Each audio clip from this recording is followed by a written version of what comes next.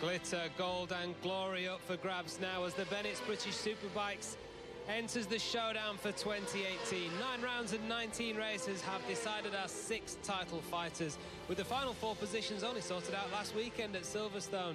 Now the challenge is simple: 3 rounds, 7 races over the next month to sort out our champions, starting here at Oulton Park today, with Assen and Brands Hatch still to come. So 2 crucial Bennett's BSB races on the agenda then this afternoon, with race 1 coming up in just over 20 minutes time. We'll have the Supersport feature race before we nip back to Portimao for World Superbike Race 2. Then it's back here for our second BSB race and the Stock Thousands. And as you can see, the umbrellas are out here for myself, James Whittam, James Hayden and Shaky Byrne. Guys, this is what we didn't want. It's what the riders didn't want. And we already had some drama yesterday in qualifying. It looks like we're going to get a bit more today. Yeah, it really does. What all I would say is it's proper rain now and it's proper wet. So there's no ambiguity about what tyres they're going to use. It's not dry and wet and then drying out a bit and then raining again. It's one thing and it's wet. Yeah, I mean, that's a really valid point, because it was so greasy earlier with just that little bit of spray, whereas, you know, it's actually going to be a quicker and faster track with it being this bit wetter than it was when it was greasy. But it's, I mean, the big story is going to be Leon, isn't it? What can Leon do? You know, he's starting from the back. What's he going to be able to do on this track? Listen, it's Oulton Park. It wouldn't be Oulton Park if we didn't have one bit of rain, would it? It's always, you always get some rain here at some point. But, you know, as the boys have both said, you know, it's perfect because now it's wet. You know, there's wet and there's dry. There's nothing in between. One of the problems would have been for Leon, for instance, if we'd mentioned earlier on that, you know, there was a dry line, but a wet track, that would have made it really difficult. Now it's just wet. Leon goes good in the wet. Plenty of risks to be taken. You know, it's going to be a sketchy one, but good to watch. It's going to be great from pit lane. Yeah. Well, as James mentioned, Leon Haslam starts from the back of the grid. We'll have a look at why in just a couple of moments' time. But maybe this is a chance for somebody to make up some big points on him at the top of the championship. Points reset to 500 after the 9 regular rounds of the season, plus their podium points, so 5 for a win, 3 for a second place, and 1 point for a third. That means that Haslam holds a 45-point advantage now over Jake Dixon, Brooks, Ray, Irwin and Hickman, your other 5 showdown contenders. And all in with a big shout. And, you know, there might be the likes of Glenn Irwin and Peter Hickman, guys who fancy the chances in this today. And that's the thing, when it's like this, you're always going to get somebody, especially somebody like Hickman, who loves the wet, who likes this place, who's going to think, you know what, it's my day, and they will take a risk, and they've got to do. Leon Haslam starts from the back of the grid, which will have given them all a little bit of a confidence boost, the other 5, of course. This is why Shaky had this engine problem yesterday, and we're just wondering now, I don't know if this is creeping into the heads in the garage there, that perhaps the showdown curse is striking again for Leon. Well, you know, yesterday I spoke with Jack Valentine, and you know, we discussed the whole showdown thing, you know, for TV, for the spectators, for absolutely everybody outside of racing. The showdown's a great idea, but for anybody involved in the showdown, be it the tyre man, be it the engine man, be it the rider himself, be it the team manager, be it the sponsors, it's the most stressful, unbelievably difficult period of time that you can possibly go through. You know, they've covered all their bases, you know, they maintain the bikes meticulously. Ultimately, at times, something can go wrong, something can break, and now's not a great time for that to start happening, but you'd far rather have it yesterday in qualifying than today in a race. Yeah, I mean, I think that obviously it's dropped a valve or something, but actually it's their first mechanical of the year, and really you're lucky that it's happened today and not, you know, it happened yesterday rather than today. I think James just had a mechanical with his umbrella there. I tipped it there away. It's whoever's holding it.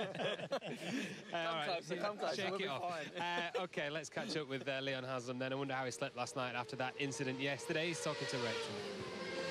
I just spoke to his wife Ollie a little bit earlier, and she said actually he's now not 24th, boys, and he's now 23rd, so actually gained a place because of Danny Buchan crashing out. But Leon, you've never been at the back before in your career. How are you going to approach this one? It's a real tough one, especially with these conditions. Yeah, I've just got to take my time. I know I've got a good pace to come through. Just got to obviously keep out of trouble, but make as many moves as I can at the same time. So normally the two don't mix, but we'll see what we can do. And it'll be different still because some of the riders who you'll be kind of mixing with, you will have probably never rode with them before either. Yeah, you know, the wet weather throws all sorts out there, and you know, I've got to do what I can do, and hopefully some of the non-showdown contenders, you know, like Cooper goes really good in the rain, and also Bridewell as well. Hopefully they can take the top spots away, so I don't lose too many points. Well, we hope not. And warm-up obviously was a little bit drizzly. Now it is absolutely chucking it down out there. Does that mix things up even more? Because I guess the lines will be completely different. Yeah, it's full wet. For me, it was better if it's one or the other. The in-between conditions is always a worrying time when making the right choice, but it's definitely full wet, so yeah, we've just got to see what we can do and you know, feel where the bike is at and where we can make the moves. I'm going to ask the question because the boys asked it, did you get any sleep last night? Yeah, I sleep quite well, but yeah, a little bit more nervous today for sure. Like I say, it's one of those conditions out of my hands yesterday, and hopefully we can at least post a good time for race 2, and we'll see how high we can get. Absolutely. All eyes will definitely be on you, Liam, seeing how far you can get down that grid. Well done. Good luck. Yeah, so Leon Haslam starts from the very back of the grid, and his current main rival for this championship, Jake Dixon, starts from the very front. Dixon on pole after dominating throughout qualifying yesterday in the dry, ahead of Tommy Bridewell, who, as Leon says, always goes well in the wet. And Luke Mossey back to form as well. Nice to see him back up on the front row there in third place. Josh Brooks, another of the title contenders, as is Glenn Irwin and Richard Cooper. Leon picked him out there as well as a challenger today from the second row. Bradley Ray, winner of the opening 2 races of the season at Donington, ahead of Tara McKenzie, second last time out at Silverstone, and Andrew Irwin, 3 of our young guns to look forward to look out for there on row 3, and Jason O'Halloran, Peter Hickman and Michael Laverty on row 4. And obviously, guys, the quality of rider that Leon's going to have to make his way past naturally increases as you get towards the front, but the quality of rider starts from a long way further back than perhaps it does in other championships and in other years in this one. Yeah, and in actual fact, he's got more to worry about than just those riders. What he's also got to worry about is the conditions also bring a lot of spray. He's going to be cutting through spray. He's going to have a lot more chance of his visor steaming up, getting water in. So he's got his work out as Leon. And I don't know, I saw a Leon there that maybe was having a bit of a think about this. And luckily for him, he's in the position where he doesn't have to go and win it. This isn't the last round where a win only will do. We can afford to take some points. Absolutely. And a good lap time out of this race is going to see him right for later on as well. And I think that Leon, he's such a clever rider. He's a very complete rider. He's good in the wet. And I actually think that this is it's not a bad opportunity for him as well, because I think that he'll be able to take the initiative where I think some of the other guys might be feeling themselves in a little bit. So I think he might be able to get to that mid-point, that mid-pack point, a little bit quicker because of the conditions. Is this more a test then of Jake Dixon's mettle rather than Leon Haslam starting from the front? Do you know what I was going to say? Jake was very, very fast in the wet yesterday. Looked really, really comfortable. Yeah, we just seen him just come past a minute ago, actually shaking his head, not looking overly happy about the fact that it's wet, but he was very fast in the wet. Glenn Irwin won his only race in half wet, half dry, and where it was wet, and he was so strong, so he'll be looking to go well today. You know, you've got Richard Cooper on the second row. There's lots of guys that could potentially win this race that are right at the front, but you've got the guy that needs a good result right at the back. But the wet brings pressure for everybody, because even though people go well in the wet, some people, you still know, even as a wet weather expert, I love the wet, always had good results, but you're always more chance of sliding off, always more chance of something going wrong. Yeah, nobody really likes the wet. No, exactly. No, you just make the best of it. Well, one rider, as Rachel mentioned, who won't be out on the grid today, unfortunately, is Danny Buchan, who just 7 days ago was fighting for a place in this showdown. And we've got the onboard shots here, guys, of a crash that we didn't actually get to see on the cameras, but we knew it was a fast one from where it was. Here it comes into Ireland. He loses a front, I think. There you go. I still stand by my theory that the bike got a bit unsettled on the brake, on the bumps. Yeah. Grabbed too much brake, locked too early, locked the front, and down he went. We've not actually. You've got to feel. I mean, there it is. Obviously, the tweet there from Danny. But you've got to feel so sorry for Buchan at the moment. Hi everyone, all okay in Chester Hospital, waiting for scan results on my head so I can be released. Turns out they found a brain, which is positive. Yeah. That's Danny all over it. But yeah, I mean, such a nice guy, and just really unlucky. He could have really been in the, you know, he was unlucky not to be in here. In the showdown. In the showdown after being knocked off a couple of times. And, you know, it's one of those ones, and then to have that this year, so it's unlucky for him. He's ridden really well this year. I've been very impressed. Yeah, let's hear from him now then. Danny Buchan is talking to Rachel. Yeah, he is indeed, and I'm glad you found your brain there. The boys just showed up your tweet, which you tweeted, obviously in good spirits, after going to hospital last night. They were just debating what they think happened out there when you crashed. Just talk us through what went wrong. from what I can remember, it was obviously it was Q3, and obviously you're pushing the limits, and I just sort of come into Island Bend, and there's a little bit of a bump there, and I grabbed the brake as I landed off there, but the front wasn't as loaded as it was before, and I had a little bit more pressure, so it locked the front up, and with that, it's yeah, gone down 157 mile an hour on the data. So yeah, and as I said in my tweet, yeah, amongst the air and this big head in there, they found a little brain, which was quite nice. So it's positive news at least. You did spend the night over at hospital. Just tell us what they found, because it looks down there that you might have something wrong with your knee. Yeah, well, they discharged me late last night, and yeah, it's all good. They just said that my knee's a little bit damaged, like no broken bones or anything like that, and it's just a concussion that rules you out of racing for 7 days, which is the safest thing, because yeah, I wouldn't want to put anyone else's life at risk. So yeah, best to just sit here today. And actually, as the weather is today, I'm not too worried about not being out there. It's actually quite nice to be inside the garage and yeah, not having to paddle my way around there. Absolutely. You said you're having an easy day as well. You said you're going to go home early after doing a bit of on-track commentary, but your best mate, Jake Dixon, he is on pole. How do you think he will go today? Honestly, I think he's got it covered. You know, he's fast in the dry, he's fast, he's really fast in the wet, and yeah, I said to him earlier, just go and do your thing. Like you've been doing it all weekend, and yeah, I don't think he's got anything to worry about. I don't think anyone's going to see the back of him, to be honest with you. And yeah, he's just got to get out there and do his thing. Well, awesome. I wish you the best of luck, and I hope to see you back racing for the end of the season. Yeah, thank you. Cheers, guys. Yeah, good to see Danny on his feet, in good spirits after a crash that really could have been much, much worse. It's just a fast place, and there's not the motion off there, and you don't slow down much when you're going across damp grass on your backside, and luckily rector fencing did its job in a spectacular way, and he's all right. Very, very unusual place to crash, and so I mean, we obviously and that's even for you. So yeah, I never crashed. Did you? Obviously. Shane, never. I don't think I have crashed. Actually, I have run off track at Island Bend, and I can assure you, you think Oulton Park's like this roller coaster, right? It's really, really good fun.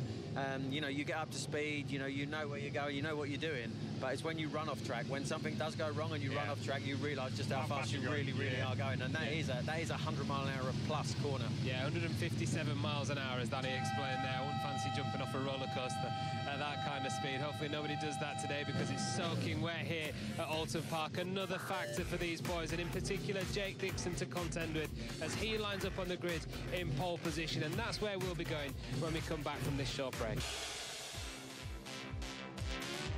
The Judo World Championships get underway this week, and we have live coverage from the National Gymnastics Arena in Baku, Azerbaijan on Thursday afternoon from 1 p.m. live on Eurosport 2. Right now here at Oulton Park, the countdown to the showdown is over. The bikes are on the grid, ready for race 1 here, and so is James Whitton. Yeah, cheers, Matt. Quick condition check when we're out here now. I can see the track. It's very wet. There's lots of puddles, and one of the problems you've got on any circuit, but especially here at Oulton, is the start-finish straight obviously contains the grid, which isn't only the grid markings for the bikes, it's the grid markings for every form of car race as well, and some have different spacing. So what there is lots and lots of painted squares on this portion of track, and the problem with it here is you're not straight up and down. You're actually coming through this section about 150 miles an hour with the bike completely on its side, and in the wet, the painted sections don't give us much grip, so the thing's letting go the whole time of the start and finish. They've got to watch out for that. There is a few puddles. The rain has slowed down slightly now. One of the recognised wet weather experts, as this man is also a showdown contender, title fighter, as we call them. This is Peter Hickman. Peter, what are conditions like out on track? Yeah, it's obviously pretty wet. Really? Yeah, surprisingly enough. The track don't look too bad. There's a few places where it looks like it holds the water a little bit, which is a little bit tricky, but to be fair, I watched the stock 600 race there, and Ryan was just riding through them all, no real issue. Usual kind of lodge corner, if you're a bit too wide, you took the front even in a straight line, which Rory Skinner found out, but that's been like that for years and years and years. For us, it's a tough one, because for the last 2 years in the rain, I'm normally a really good wet weather rider. However, on this bike, for whatever reason, we've never found the setting that works properly. So I'm either slow or slow and crash. So I don't know. I don't know where we're going to end up. We didn't do too bad in the wet session the other day. I was just trying to build some confidence, you know, because it's tough in the rain. Once you do get a few crashes, it completely does your head in. Good luck, buddy. Thanks a lot. Cheers. Yeah, and if you'll notice, Peter there, like most of the riders, he'll keep the obviously clear visor for these conditions, but he'll keep the visor down because he's got a sealer strip at the top, and one thing you've got to do in these conditions to stop the visor steaming up is keep your hair dry, keep your face dry, don't have any moisture on the inside of the helmet, because once you start sweating and you start working, and the heat starts building up, then it just turns to steam. We'll go forward because I want a quick word, if I can, with another one of the wet weathermen. He's not a title fighter. This is Richard Cooper. How you doing? All right. Is it your 18th birthday this weekend? All right, Wednesday. Happy birthday. It's not your 18th birthday, is it, Coops? I still feel 18, James, under here, I tell you that. You still look 18, son. What was it like? You like these conditions? Some of your best results ever in BSB. Your wins have been taken in iffy conditions, and these are certainly iffy. Yeah, it's going to be tricky. I think the spray is going to be a big part of things. We just need to see. It's going to be quite a long race in these conditions, so we just need to pace ourselves. And you know, if there's opportunity there to get a result, then we're going to go for it. I thought you would. Good luck. Cheers, pal. That's Richard Cooper. Loves any kind of iffy conditions. One thing you mentioned there was spray. When it's as wet as this, you get a lot of spray. These things develop so much spray flying out the back of the bike. You can even see from the screen. You look at that. Most of that is on the inside, so you can't even see through the screen. Once your head's down below that bubble, you should be able to see through it, obviously. These conditions, you can't. You've got to... This is even if you can see through your visor and your screen's steamed up, you've got to just pop your head above it. Now, just a quick word on Leon Haslam, the 46-point championship leader. He is 7 rows in that direction, south of where we are now, which is going towards the front row, because what I want to do is go, if I can, across the front row. How long have we got left? Caroline? That'll do. Right, so this is Luke Mossey. Luke, you would always say he's on or until now you'd say he's on the second of the JG Speedfit Kawasaki's, but he's back on some kind of form, and it's really good to see, son. Yeah, it's nice to be back on the front row. Bit cheesed off that it's Yeah, you'd have preferred it drier. We've had such good pace all weekend in the dry, and I know that we had Russian pace, so you know, same for everyone. We'll have a go and see where we end up. Good luck, lad. Cheers, mate. Yeah, Luke would prefer it dry. This is Tommy Bridewell. We'll have a quick word with Tommy if we can. Tommy's one of these riders. He's front row. He's going really well on the Motor Rapido Ducati, but he's no axe to grind, really. He's only got his own axe to grind. I guess really fighting for a job for next year, you, son. I do like upsetting people on the grid, though. I must admit. I get a little bit of a buzz. Now, team and myself are working really well together in the Ducati's phenomenal package. Just keep my head down. Obviously, I'm just here for me and the team, so I'll do what it takes to get a result, hopefully. So, yeah, just try and stay out of trouble. Good luck. Cheers. Yeah, Tommy's no axe to grind in championship-wise. He's only been on that bike less than a couple of meetings. He's going really well with it. The team like him because he's fast, he likes the bike. He's never in a V-twin. This is his first couple of rides on it. So one of the other title fighters is that man there, that second row, that is Josh Brooks. He will be a man to watch in these conditions, likes any conditions, always good at choosing what tyres to put on, and he's got the experience to generally make the right decisions. This is pole position, and this kid's been pole just about every single session of the weekend. This is Jake Dixon on the RAF regulars and reserves Kawasaki. Jake, you've been fastest in every single condition, just like this. In one of the sessions, you were about a second quicker than anybody. That's got to give you some confidence. But, you know, the fact is that anything can happen in the wet. You listen, it's one of them things where it's quite hard to predict because it's actually quite different to FP2, and there's been more rubber put down since then. So different points on the track are going to be slicker than others than what they were on FP2. So I'm just going to try and get my head down, do my own race, and see where I am at the end, and just keep it upright. Where do you think you're going to be? I know where I think you're going to be. I don't like to say anything. I'm just going to do what I can do, and like I say, it'll be what it'll be. Good luck, buddy. Cheers. Jake's a bit nervous there. Jake does like these conditions. He was about a second quicker than anybody in conditions identical to this. This is pole position. You can see your front row. We've talked to everybody on it. But 7-0. Let me have a look. Hang on. That's 8 rows south of here is your title leader. That's Leon Haslam. He's got a lot of work to do, Matt. It's wet. I've made you a cup of tea, James. Get yourself back here into the commentary box and get dried off, because when we come back from this break, we are going racing. No wonder Jake Dixon and the boys are feeling nervous. It's all on the line here at Oulton Park for Bennett's British Superbike Race 1. That's coming next. It's a downpour at the showdown. The two main title fighters up to now, Jake Dixon and Leon Haslam, start from opposite ends of the grid here at Oulton Park. Here we go then. The warm-up lap.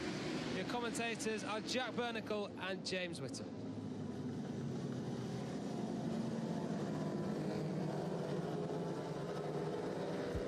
And here in the rather inclement weather of beautiful Cheshire, well, it was forecast to dry out in the afternoon. We haven't gone deep enough into the afternoon yet, obviously. It's time to, the first thing to do is check out the championship positions.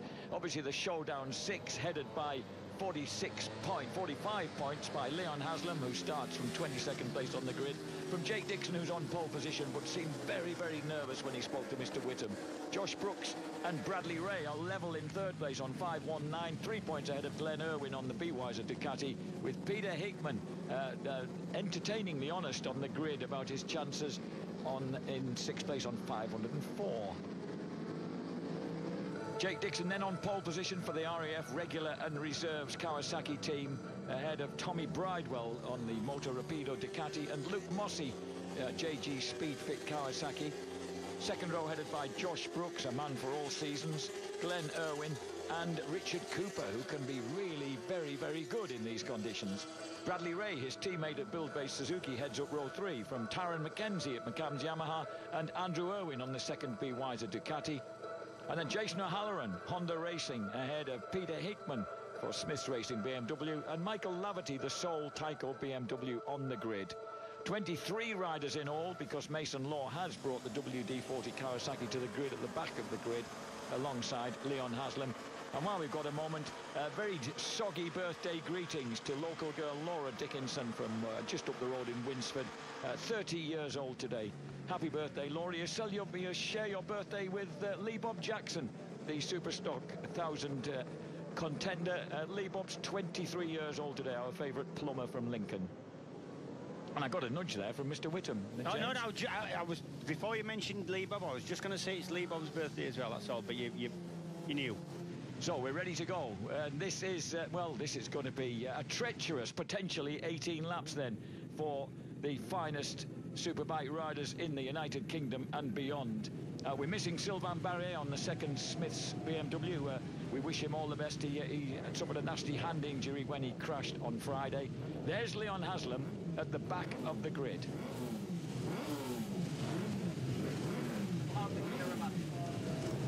Pole position then, number 27, Jake Dixon. Hang on, somebody's got a problem. Hand in the air, that's Glenn Irwin. So yellow flags have been waved. He's got a problem, stalled the bike or something's wrong with it. And obviously that you can't start if the bike isn't running. Looks like it's running. He's all right now. So he's now given a thumbs up. Glenn Irwin, then the Ulsterman from Carrickfergus, 28-year-old. Obviously got to give him a bit of a distraction in that moment in time. He doesn't look entirely happy about things. But he's settled again. No. Yeah, if he causes a delay on the start, then he's going to get brought off the grid. And that's maybe not a bad thing, because if the bike isn't, I know he thinks he's got it sorted now, but you don't really rev a problem out of your bike. You know, if he has a problem, generally it'll happen again. This is sad. Oh. So what are they saying? He thinks the bike's all right, whatever the problem was. Well, obviously there was a problem. The bike kept running, but he obviously had some kind of misfire thing going on. Then he kept revving it, and it kind of cleared out, and he's going, it's all right, thumbs up. But by then, the start had been delayed. You can't start a race if somebody hasn't got an engine running or engine running properly, because that is a very dangerous situation. And if you cause the delay, you're off the grid. There's now a stream of refugees racing past us here just outside our comedy position, up pit lane, back onto the grid. Poor guys from Be-Wiser Ducati wheeling that motorcycle off. So you can. What's he going to do? I don't know. Stafford. He's got. So he starts the warm-up lap from the pit lane and the race from the back of the grid. Yeah, which isn't brilliant, but it's a lot better than stalling your bike on the line, because he's got a misfire and getting clattered at 100 miles an hour by somebody, in my opinion. So so that bike getting wheeled off, presumably they'll want to have a quick look and see what it was that might have troubled him. Yeah, they haven't.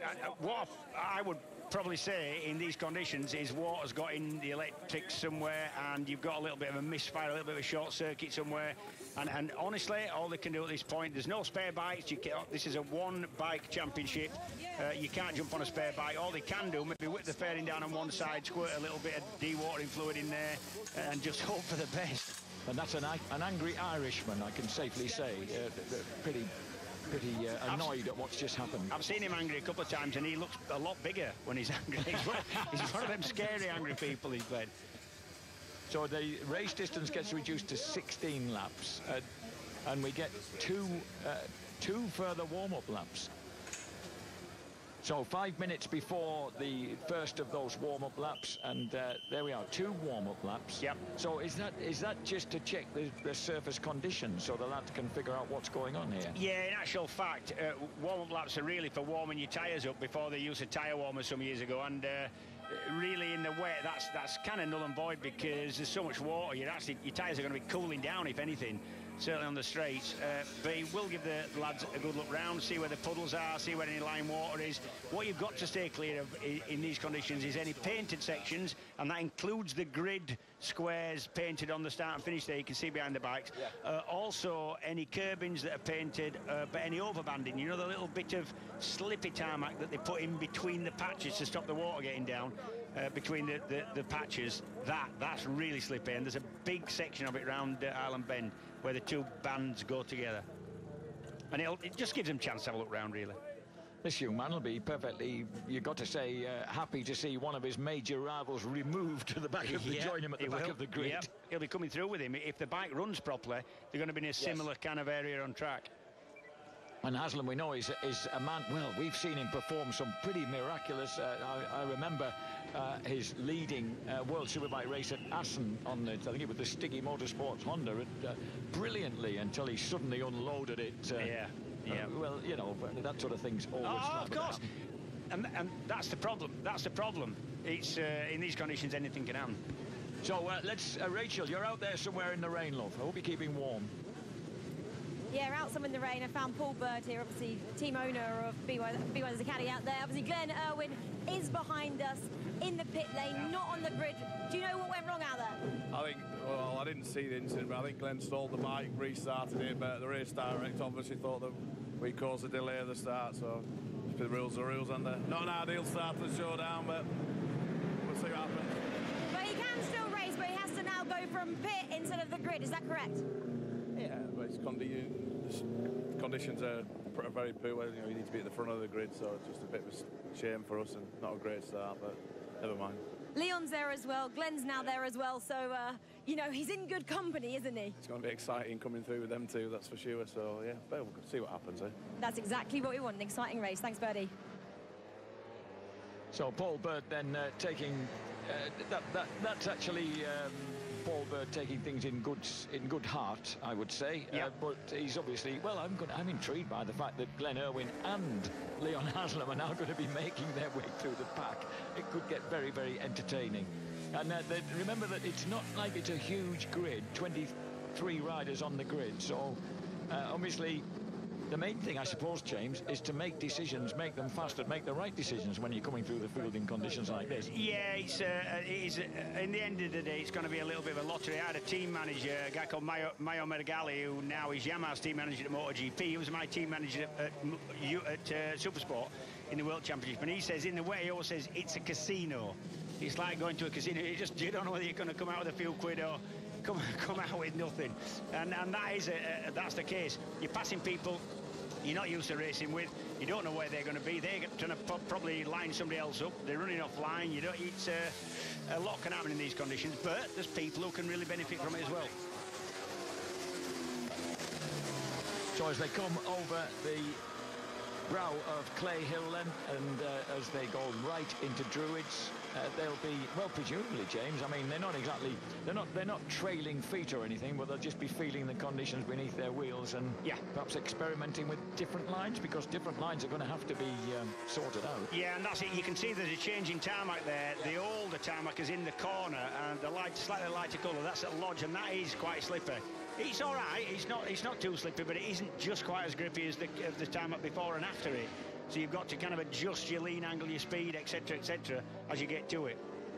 Well, these Pirelli wets, they do inspire quite a bit of confidence in the way they cut through water. Yeah, for anybody who's a road motorcyclist who's ridden in the wet, and you get road riders who are really good in the wet because they've had to be, because they've done a lot of miles on slippy, oil-strewn roads, bumps everywhere. But you cannot believe how much grip these things will develop in the wet. The wet tyres are incredible things. Honestly, they make you smile. And right until you fall off. Because that's inevitably what happens. You go faster and faster and faster, think you can't do any wrong, and then whee, down you go. Leon Haslam on 568 points now, of course, as the showdown begins. He is 45 points ahead of Jake Dixon, but about 21 places behind him on the grid. Josh Brooks and Bradley Ray nailed together in third. They're the only, those four guys are the only guys to win races this year. Haslam has won a dozen of them. Dixon has won 1. Brooks has won 3. Bradley Ray 2. Irwin and Hickman yet to register race victories. And of course, the race for the Riders' Cup behind them, 7th place and downwards. Danny Buchan on 130 points, Christian Idden on 129, and Jason O'Halloran on 128. And Christian Idden, thankfully, talked out of racing this weekend with his crunched-up collarbone by his dad, Paul Idden. Was Paul as sensible as that when he was your Suzuki teammate? He was a reasonably intelligent thinking rider. A couple of his good results, World Championship F1 wins, were purely down to the fact he used his head, chose the right tyre, and once he used smaller carburettor so his bikes could do the full race on one tank and not refuel. So he's a clever lad, but it was hard enough. And it was he who finally persuaded Christian, no, it's not worth the risk. You nearly made the showdown last week. That's when you really had to lay it on the line. So the Derbyshireman is not with us in this race. This man most certainly is. The Royal Air Force regular reserves and 22-year-old Jake Dixon, a double race winner here in British Supersport. McCams Yamaha's Josh Brooks, another man who's got a strong possibility on a good result here at Oulton Park, all ready to go.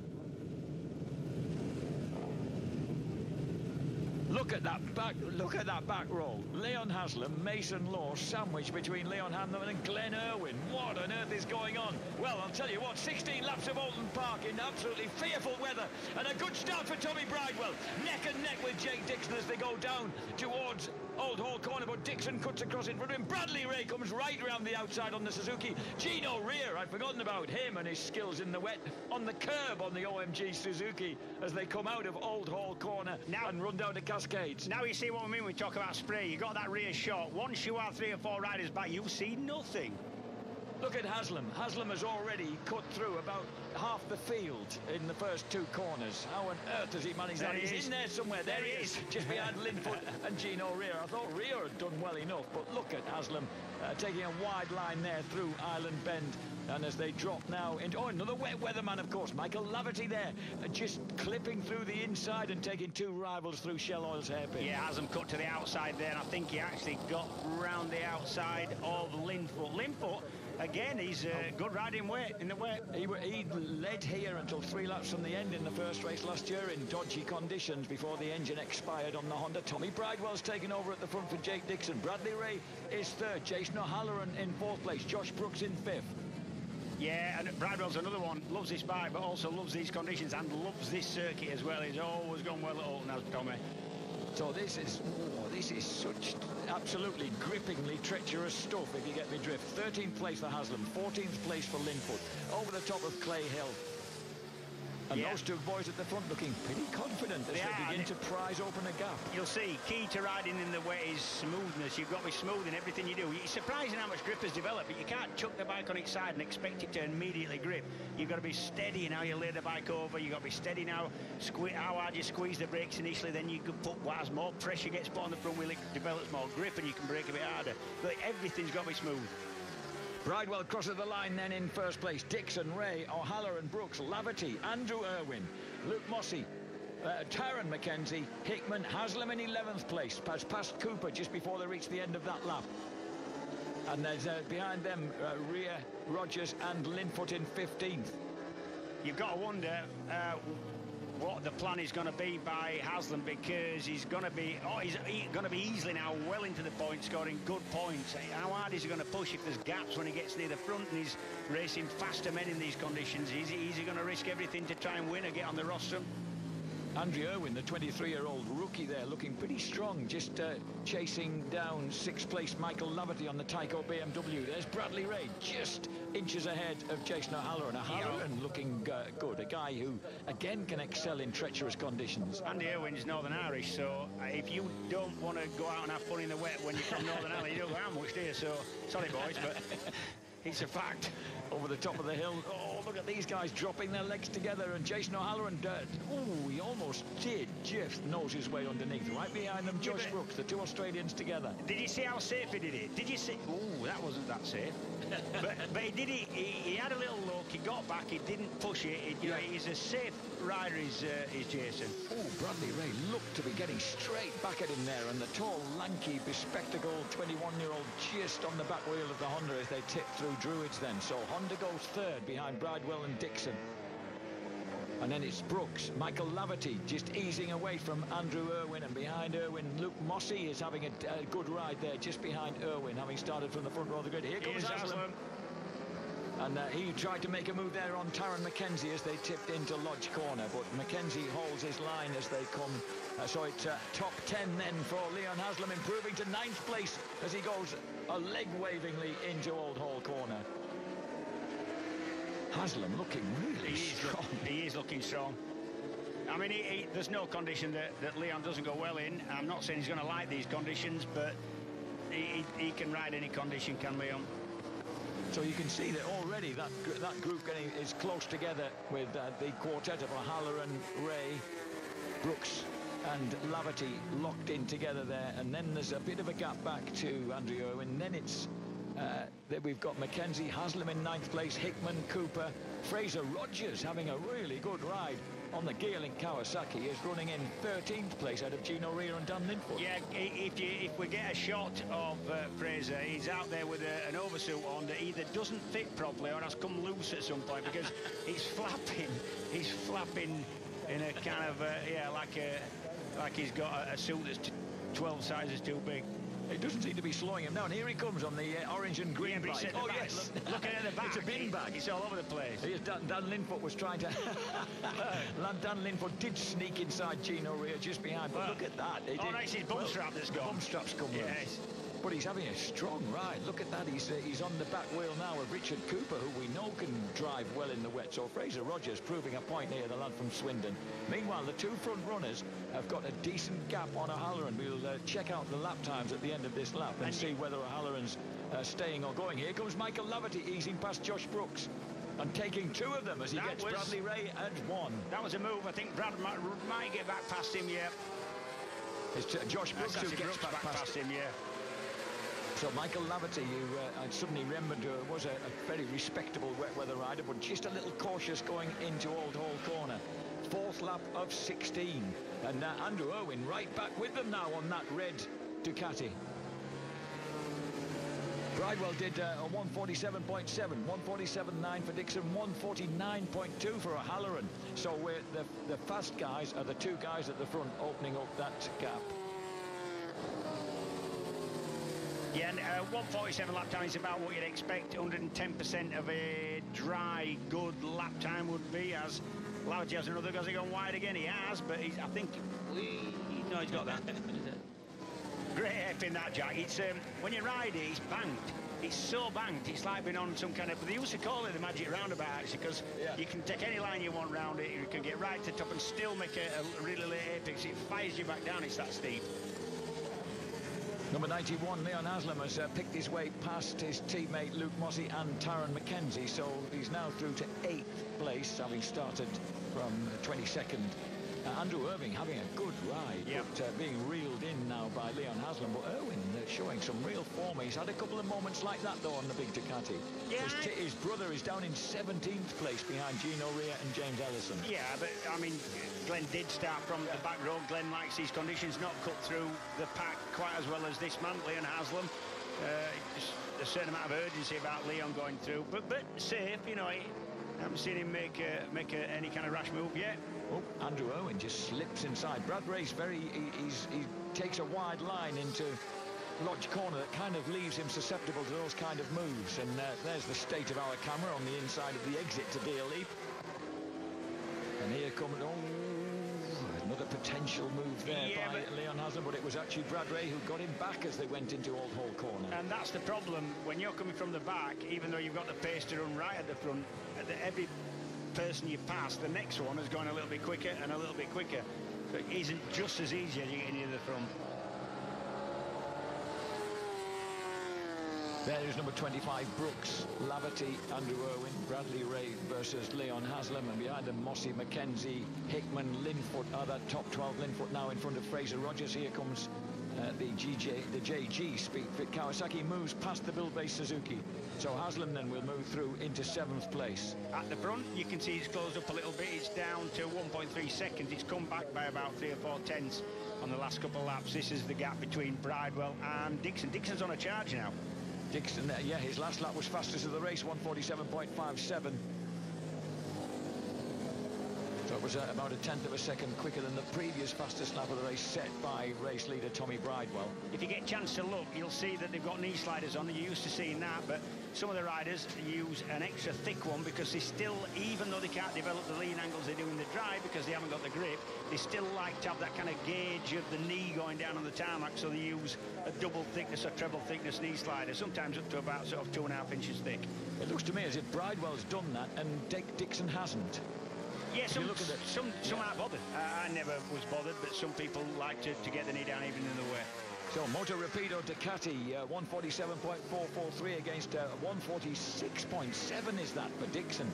So Dixon really on the move now, closing the gap on the 6th lap of 16. Yeah, that's a second quicker than his previous fastest lap, so he's lapping a second quicker than Bridewell now. He's that man, number 27, Jake Dixon. And in actual fact, I hate to say this, I don't want to say anything about anybody and have them falling down through commentator's curse, but if you had to pick somebody who was most likely not to finish because his bike would up in a tree, it would be Tommy Bridewell at this point. But good luck to the lad because he hasn't run up the front all. If somebody said to him, you can finish 10th or you can lead for 10 laps and then gloriously go down in a flipping blaze of bullets somewhere, you'd take the blaze of bullets. You would. He would. 3 years ago, he won here at Oulton Park, Tommy Bridewell. He's a good rider, but he hasn't run at the front recently. No. He would be keen to prove that he's still got it. And he is doing, isn't he, right now? And remember, these two qualified first and second, the other way round, obviously. But Jake, obviously Jake being so nervous when you spoke to him would hint that he knew how good a chance he had to really stick a result in here and close the gap on Haslam. And I think that's it. You know, in qualifying, he went really, really fast. He went a second quicker than anybody in these conditions, and it was easy for him. But that was without the pressure of knowing he had to finish. You know, if he had a slid off in those conditions, which is easy, no problem. They fix the bike, that's it. But now, the pressure comes from having to finish. You can see that there's a huge crowd here, inclement weather or not. Oulton Park being, except for Knockhill, the furthest north that we ever go to. Hang on, that's what McCann's Yamaha down. That's Brooks. Is it Brooks? That's definitely Brooks. Yep. Where's he gone down? Josh Brooks. That's Nicky Brooks. Oh, Josh Brooks goes down then, and that is sadly the Australian out of this race and potentially out of contention for the championship that he last won in 2015. Leon Haslam, in contrast, as he crosses the line now, is sandwiched between Andrew Irwin and Michael Laverty. Andrew Irwin I'm now impressed with Andrew Irwin here. Oh! Impressed indeed. Shut impressed up with now, the save. Jack. Don't mention him again, please. I won't. It doesn't look at that. Not unfazed. He just glues himself to the back wheel and had another goal on the inside of Leon Haslam. And that's what you call finding the limit. But normally you do that kind of once. He don't care, does he? No, he's going to have another punch. He's certainly out to impress Paul Bird. Here comes the Kawasaki inside him now. He'll try and tuck back underneath it, but Haslam stays tight. And I wonder what Michael Laverty's thinking. A grandstand view of the whole process here on bike 7. He's thinking I'm getting a bit old for this. This is at Old Hall Corner. Opens the throttle, off it goes. The most dangerous bit about that was he shoved him right out onto the curb, and there is no grip there. And watch Haslam there. He's out the seat as well. Yeah. Well, Michael Laverty's actually told me, I may be 37 now, but I reckon I can do another 5 years of this. And if not in the BSB paddock, then moving into World Endurance, which is already proven to be rather good at. Well, do you know what? If you can put up with the pressure and realise that it is an exciting, lovely job to be done. Not when you're doing McKenzie. that. But you've got to realise it when you're actually racing. It's normally about 2 years after you retire, you think, oh, I love that. and I'm too old and decrepit to even do it again. So, you know, if he realises it at the time, why not keep going? Tommy Bridewell now, is he being lined up by Jake Dixon as they go into Old Hall corner? Here comes the Kawasaki, slips underneath the Moto Rapido Ducati. So Bridewell, this is where Bridewell's got to keep a level head, I think, as he goes on to the half-distance lap. 3 laps on the trot, though. That has been the fastest lap and the fastest lap of the race. So fastest lap, fastest lap, fastest lap, last 3 laps for Dixon. You've got to say that Lee Hardy and Glenn Richards seem to have sorted out the balance and setting of that motorcycle there to perfection. Yeah, it's true, but you've got to ride it, and there's a lot in that. So as they go barking out of, well, one screaming and one barking out of Cascades through Island Bend, round the Shell Oils hairpin on our half-distance lap of this very wet first Bennett's British Superbike race here at Oulton Park. Your leader is Tommy Bridewell. No, it's Jake Dixon now. Sorry. Your leader is Jake Dixon. Try and keep up, Jack, please. It's normally me, that. I don't watch. Tommy Bridewell in now. Perhaps Bridewell will benefit from just seeing how Dixon's operating around here and just see if he can tag on. And it is the case that sometimes in the wet you can see somebody come past and think, well, you know what, I've got just as good tyres, I'm just as smooth, and you can raise your game a little bit. I mean, if they come past and put a second into you in the first 2 corners, well, you're not doing that. But sometimes you can sneak your game up a little bit when somebody does pass you, Bradley Ray, Taron McKenzie. You'll notice that Leon Haslam has passed Irwin. Laverty's got past Irwin as well. O'Halloran lies ahead on the Honda, but right now Haslam in 4th place. James Ellison making progress up to 12th place ahead of Fraser Rogers. Gino Rea 14th. Cooper in 15th place. I thought we might get a bit more from him than that. Look at this. Irwin has retaken Michael Laverty. So talk about the young upstart taking on the hugely experienced former MotoGP racer. Meanwhile, O'Halloran's kind of stranded there in third. How close are they getting to him now? How close is... Well, he's crossing the line now. There's Haslam with him. I'd hardly say with him. No, he's about... Well, he's just under 2 seconds behind him. You're right. And he lapped appreciably quicker by about 6/10 on that lap. So it got half a second, certainly. So Haslam gradually reeling the Honda in. Andrew Irwin still... well, I was going to say comfortable, but hardly what we've seen of him has been comfortable. But he's still there, despite those moments on the Ducati. Glenn Irwin in 16th place. So not going to be much in the way of points for Irwin after starting from the back of the grid, but there is a potential for 25 points for Jake Dixon to at least eat into that advantage of Leon Haslam. Now this becomes a critical race. There is the red. Where's Honda. Haslam? There's Haslam. Ah, right. So he is a fair bit behind. I thought that looks... Yeah, that looks more of a gap than what I thought he would do, that, actually. So currently Haslam in 4th place would get 13 points, so Dixon could pull back 12 points on him right now, but Haslam has got half the race. We're just past half race distance. Yeah, that's... in which to haul in Jason O'Halloran. Yeah, there's enough left for him to do it. As it stands in the championship right now, look, it would be 581 against 548. So 33-point gap between Haslam and Dixon. Brad Ray on 528, Josh Brooks on 519, Glenn Irwin on 516. Peter Hickman, who I've forgotten to mention recently, who is now in 10th place on the Smith's BMW, would move to 510 points. Yeah, I don't know what is going on with Peter Hickman, because he says the bike's not right for the wet. They've been on that bike quite a while, and they used to have that BMW set up so finely in the wet. He could ride any kind of wet or... Bradley Ray has a huge moment, and he's got to go straight on. Yeah. And he's got to hold it up. He's got to hold it up. He's going to gravel his way back. He did well to keep an end. That long leg helped him there. The fact that he was already dangling helped him there. Watch this. Taron McKenzie was coming up inside him. I tell you what, the reaction he's got not to have crashed out on the front is incredible. That would have been so difficult to... Once that front's locked, and it had locked, you've got milliseconds to let go of that brake and get it going again. And obviously at that point you're going straight on anyway, but not to crash in that condition, and having had that happen was a good save, that. So Dixon, Bridewell, O'Halloran, Haslam in 4th. This is the battle for 5th place between Andrew Irwin and number 7 Michael Laverty. Talk about youth versus experience. That is a classic battle going on. This is Haslam not really getting away from them by that much. Last lap 145.8 again, 6.8 against 147. Mossie's gone down. Luke Mossey, who was running in 8th place, goes down. That will elevate Peter Hickman into that place, and Bradley Ray from 10th to 9th after his moment. So the familiar gate of the, and that as at Charles hairpin that Skywalker's gone. Yeah, I think that'll be coming out the hairpin, actually. They've got the oil flag out, but that'll be just because the bike's been on its side. They'll actually check and see if there is any fluids down and then take that flag in. I would have thought. Andrew Irwin, Michael Laverty. Irwin, remember, look at this gap is beginning to shrink a little between, or perhaps between Honda and Kawasaki. Yeah, the Honda pit crew need a board out now, not to panic. You've got to be careful you don't panic your man in the way, you know. If you tell him he's been caught and have him stick his neck out and flipping chuck it upside down. But certainly O'Halloran needs to know that Haslam is on the charge here.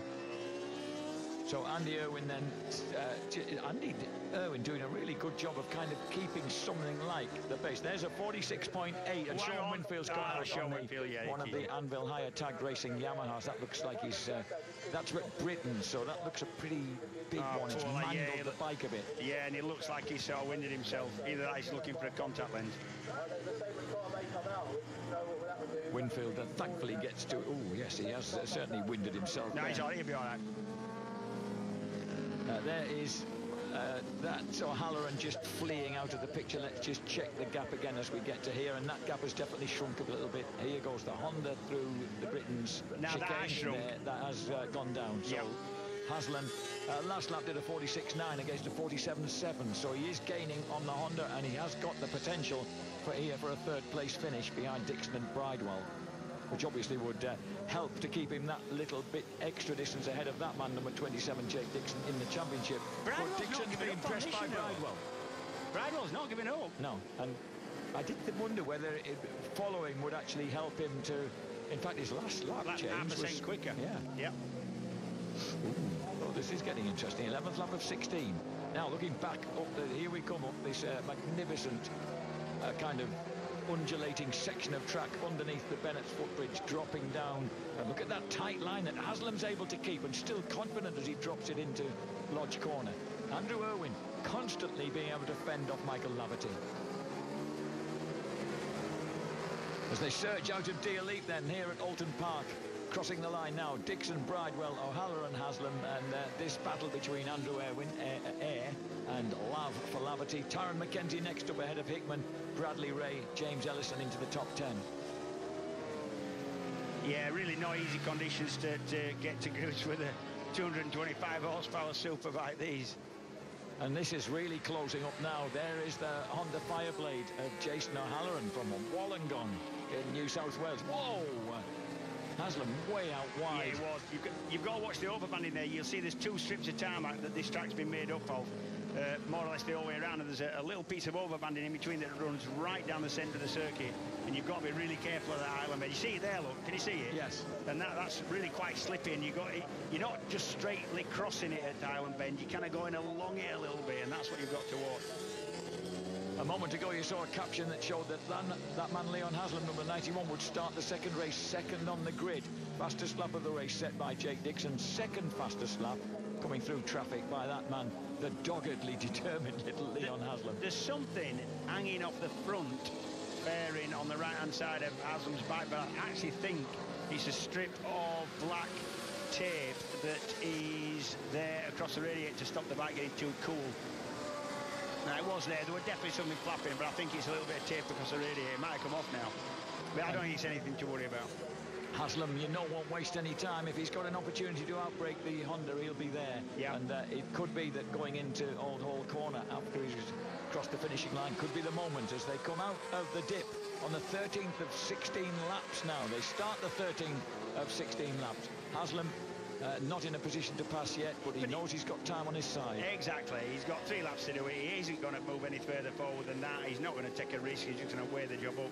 And remember, these things, 125 horsepower or thereabouts, and yeah, they've got wet tyres, but they've no traction control. No anti-lock brakes, no rider aids, no electronics keeping you safe. You can do what you want with the throttle. All to stop these things going out of control and throwing you upside down, and they'll do it really quickly. All you've got is what you're doing with your right hand. And that's what we like, isn't it? Yeah, and I think that's what a lot of riders like. I think there's even a lot of road bikes now, a lot of sports road bikes. They have traction control. You can set them so you can open the throttle wherever you want in a corner, and the thing will just go and keep you safe. It won't develop the power and put it to the back wheel. These have none of that. If you whack the throttle open on these at any point, you're going upside down. Talking to Jason O'Halloran earlier, incidentally, I was introducing him to a gentleman who was over from Australia and wanted to meet him and Josh Brooks, and Jason was chatting to him and saying, yeah, I've been over here a while, and I said, yeah, haven't all. It's all a decade's worth you've been over here. And he was kind of quite surprised to think, yeah, he's been an Anglophile for that long. Yeah, coming over here, taking our jobs. Racing our bikes. So O'Halloran then has picked up his game in defence of this third place. Here's Haslam now. He knows this is a good opportunity, but the Honda's late on the brakes, and you know that these Australian lads brought up on kind of oil-slicked dirt tracks, grass dirt tracks, will be enjoying themselves on this kind of terrain. They won't be put off by wet weather. No, it was the same with the Americans. You know, I remember the American invasion coming across, both superbike riders and 500 GP riders, and we all thought the first time it rained, this is going to scupper them because they don't get a lot of rain, and it didn't. It made them even quicker. And that was purely because they were all dirt trackers.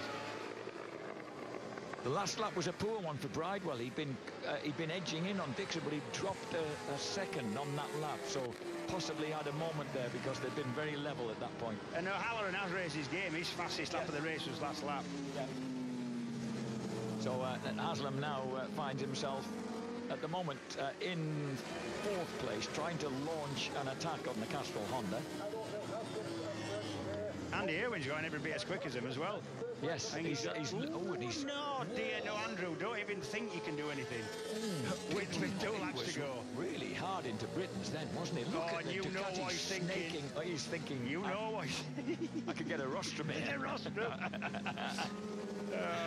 Mind you, it's not just a rostrum, that might end up in a contract, yeah. Yes. You know, this time of year. There's the race leader, Jake Dixon, second place after that slow lap on the last lap. Tommy Bridewell, Moto Rapido Ducati. This is the battle for third place then. O'Halloran, Honda, not involved in the showdown, of course. Neither is Tommy Bridewell, the championship leader at the moment, right behind him. And I'm convinced that Haslam's waiting for his chance, and he wants to put it across, and here it is. And what he wants to do is do it clean and get away and not give O'Halloran much time or opportunity to get back at him. So on to the 15th lap of 16 then. They're on the penultimate lap now, so almost perfect timing for Haslam. If he can now just scratch a bit of an advantage, which he instantly seems able to do over the Honda, that would put him securely third. Irwin over half a second quicker than either of them. Oh, no. Yes. Oh, dear. Oh, dear. Yeah, that clean as a whistle, that, down into Lodge. There's actually more grip on the inside braking than there is on the outside. If you get on the very outside line, it's quite slippy. Or so they tell me. And that's kind of a new thing. Not in my day, it wasn't. But and Andy Irwin's going to get a fourth here, I think, if he keeps this charge up. Andy Irwin is rocketing round. I remember this is a lad who was minding his own business when he got... Well, actually, he wasn't. He bust his hand in testing for Phillip Island World Supersport before the series ever got underway. And had missed the first part of the season and then got invited to take a shaky seat here at BY's at Ducati. And look at the boy now. Yeah, I actually... And that's what can happen. I travelled back from Australia with him, or he was on the same airline, and we sat together, and yeah, really got to like him. What a funny kid he is. Very serious at a race meeting. You get this impression that's what he's going to be like as a character. Not so. He's serious about his racing, but blooming heck, kid's a funny lad. Watch it, flicks it left. Does he hit the curb? No, he does. He might have tickled it there. Yeah. And that's what you told me before. You can get a bit unsighted when you're that close behind somebody. Especially when it's wet like this and you've got a lot of spray coming up. Although less spray now, I have to say. Yes, in fact, it's brightening up outside. The rain stopped over pit lane outside our commentary position here as Andrew Irwin now. And we're on the final lap has been started by Jake Dixon, so he's got another lap in which to attack the Honda. So both in red then. The Honda, Irwin thought about it going out of Deer Leaf, but that will... No, it's the long way round to try and get inside into Old Hall Corner, and Jason O'Halloran defends that line on the Honda. They've had the Hondas have been having some, well, certainly Dan Linfoot's been having some handling issues this weekend. He described his Honda as impolite to ride when I spoke to him yesterday. Which is not what he wants, because he's probably the most polite man in the paddock. And again, huge moment for Andrew Irwin, and again, he doesn't shut off for an instant. He has got to start thinking, hey, hang on a minute, a false all right here. No, he's not thinking that at all, because he's going to have a bash at Shell Oils. Oh, and he levers O'Halloran up, and he does tuck the Ducati back in. What a ride by the lad who was struggling all year last year to get himself a race win in Super Sport. This is coming out, yeah, and that was a big one. That was over on the overbanding. Did you see it? When it started to spin up, that's that little tiny half-inch wide strip of tar in between the two layers of tarmac. And on the final lap, we've got Jake Dixon leading away, Tommy Bridewell in second, Leon Haslam third. This lad in fourth place now, ahead of Jason O'Halloran, who is under threat a little bit there from the Tyco BMW of Michael Laverty. And as they head round for the checkered flag, just one turn to go then. So what an immaculate masterclass from 22-year-old Jake Dixon. He's going to take victory for the RAF Regular and Reserves Kawasaki team and reduce the gap to championship leader. Oh, what a great wheelie to championship leader Leon Haslam. Great ride by Dixon, and a splendid one by long-time leader Tommy Bridewell, Motor Rapido Ducati. And here comes Michael Laverty squeezing his way inside Jason O'Halloran on the last lap. O'Halloran tries to respond around the outside. Irwin will finish in fourth place. Fifth place for Tyco BMW, just from Jason O'Halloran. And a great race right at the end between those two. Tyrone McKenzie should be next across the line for McCann's Yamaha. Here he is. The minuscule McKenzie then crosses the line to finish in seventh. And behind him should be Peter Hickman, another of the championship contenders. Hickman crosses the line for Smith's BMW. And James Ellison next up in the yellow and black, ahead of Dan Linfoot on the second of the Hondas in 10th place. But great ride then by the man in matte black there, number 27, Jake Dixon. Now, I tell you what, he and Glenn Richards got that right. Yeah, masterclass that. Took his time, didn't worry too much when Bridewell made a bit of a gap and looked like he was getting away. It would have been easy to panic as well in these conditions, and he didn't. He chipped away and got the job done, and in some style at the end. Jack Valentine there was, and Ron Haslam obviously enjoyed that demonstration of back marker to rostrum finish for Ron's son, Leon Haslam. Yeah, this is a little victory for Leon as well, because he couldn't have expected much more than that in these conditions. Maybe if there had been anybody as outstanding as both Bridewell and Dixon, yeah, you've chance of a win. But once they'd got away, they had 10, 12, 14 seconds. There's no way he's going to catch him. Tommy Bridewell soaking up the applause there deservedly on that little private Moto Rapido Ducati team. And then for JG Speedfit, that was a proper exercise in successful damage limitation. Yeah, it was. Look at Dixon. Don't think he's quite as nervous now. No, and that'll do him good for the second race as well. Whatever the condition is, he'll be up for that. Less nervous. Got the first race under his belt. Massive crowd here as well, Jack. So as we there's Tommy Bridewell taking the accolades at the top of... Rightly so. Dixon, Andrew Irwin and Michael Laverty will be a slightly unexpected front row for race 2, because Michael Laverty set a good time during his wearing down of O'Halloran. There he is, number 7, Michael Laverty. He'll start on the front row as the sole Tyco BMW. Haslam, Tommy Bridewell and Bridewell will be on there, and O'Halloran will be on row 2. Leon Haslam was on the front row until that late surge by this man. Laverty set that time late on. Yeah, what got it going was Andy Irwin going like mad, and then Laverty went with him. Andy Irwin in 4th place. What a good ride. And of course, and here comes Jake Dixon. So Dixon then again congratulated by his team. He's eased. Okay, it's only 9 points, but it's 9 points taken out of that championship advantage. So Jake Dixon, RAF Regular and Reserves Kawasaki, eventually takes what looks like a comfortable victory, though it wasn't in effect, over Moto Rapido Ducati and Tommy Bridewell. Leon Haslam in 3rd place then for JG Speedfit. Andrew Irwin, what a terrific ride by the young rookie. He finishes 4th in front of Michael Laverty and Jason O'Halloran. O'Halloran caught on the final lap, the final turn indeed. Taron McKenzie in 7th ahead of Peter Hickman. James Ellison in 9th place for Anvil Hire Tag Racing. Yamaha ahead of Honda's Dan Linfoot.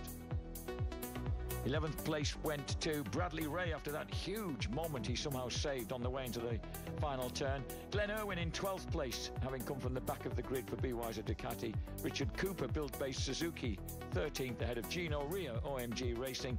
And Fraser Rogers gets a point after a brave ride on Gearlink Kawasaki. And welcome to British Superbikes to former Supersport star Joe Francis, local boy from Chester, on the Lloyd & Jones Bowker Motorrad BMW. What conditions to ride your first race in. Well done, Joe. So standings then, let's just check out the main thing, of course, at the top 6. Haslam 584 has a 36-point advantage over Jake Dixon and a 60-point advantage over Bradley Ray, who's 4 points ahead of Glenn Irwin, who is indeed 1 point ahead of Josh Brooks after Brooks's fall.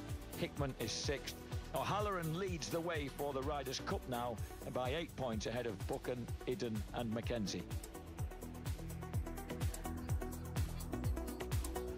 Tommy Bridewell in 11th place, 12th for Michael Laverty, 13th still for Shane Byrne ahead of Richard Cooper and James Ellison. So many impressive performances in such difficult conditions, none more so than your race winner here at Oulton Park, Jake Dixon. We'll get full reaction and the thoughts.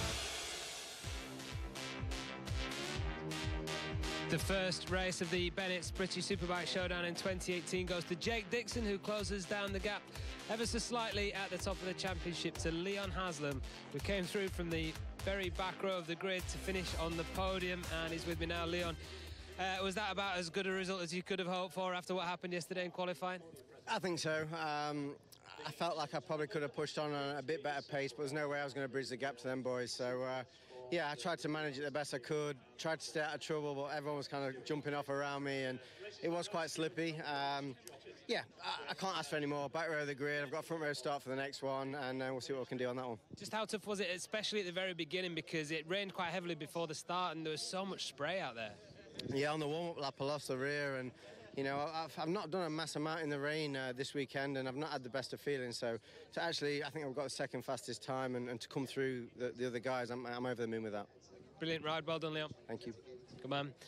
Second then today, Tommy Bridewell, who led in the early stages of the race. Tommy, congratulations. We know how happy you've been since joining Moto Rapido Ducati. You've made no secret of that, and you can reward the boys now with a bit of champagne as well. Yeah, no, credit to the Moto Rapido team. And everyone around me, to be honest. You know, we've you know, the good times and the bad times. In obviously of recent, it's been tough. Always known I can ride a motorbike fast, but it's having the whole package of bike, the team, and everyone around you. So, credit to the team and all of them. You know, I just can't thank everyone around me enough. My wife, mum, dad, my sister and friends and family at home. Stefano Caracci at home, watching in Italy. He's probably got a smile on his face. Yeah, just credit to the whole team, and obviously ultimately it's nice to be top Ducati. So like I said yesterday, another scalp to have to put the Moto Rapido, one of the hardest working teams here, as the top Ducati. Once Jake got past you, Tommy, there was a moment there where you looked like you might just start to pull him back in. Did you kind of get that feeling?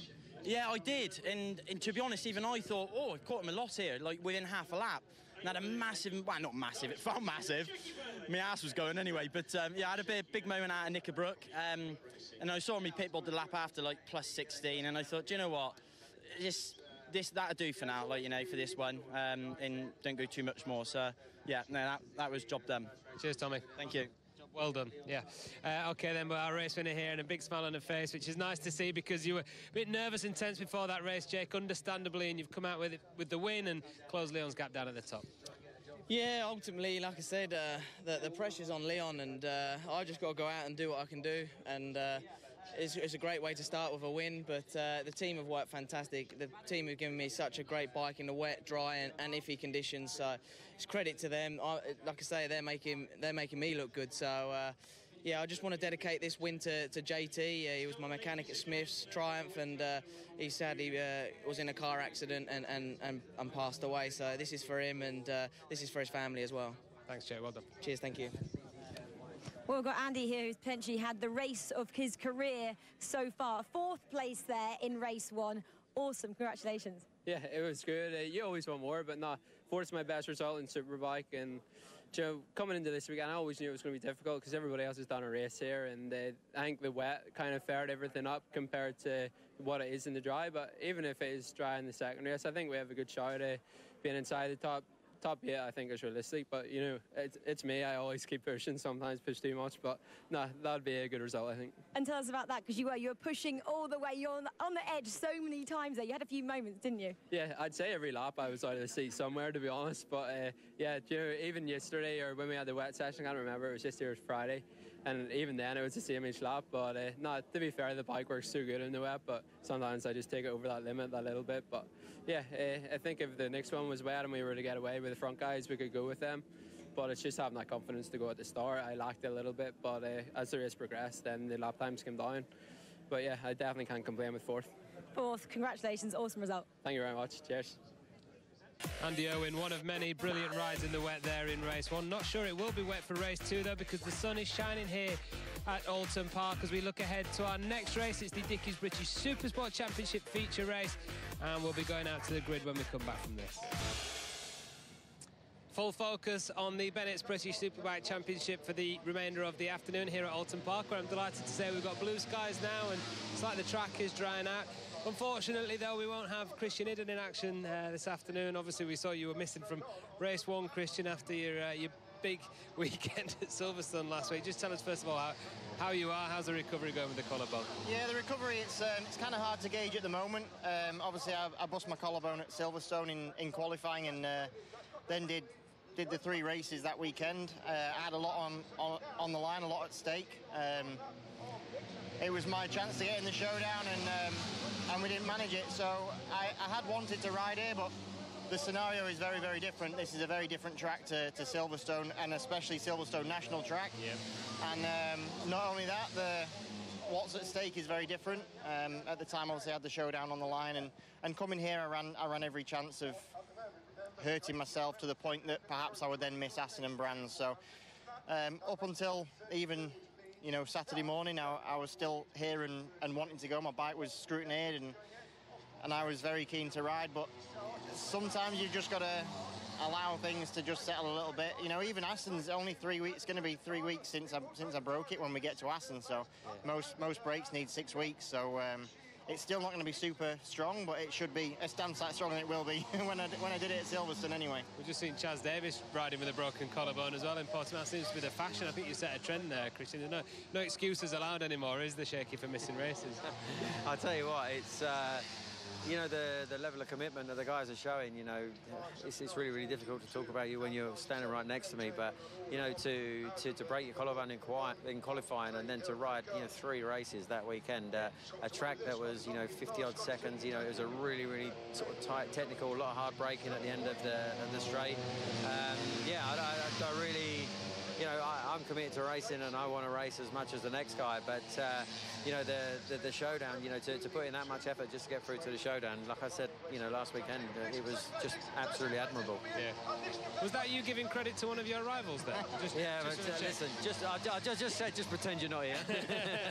We've got it recorded now.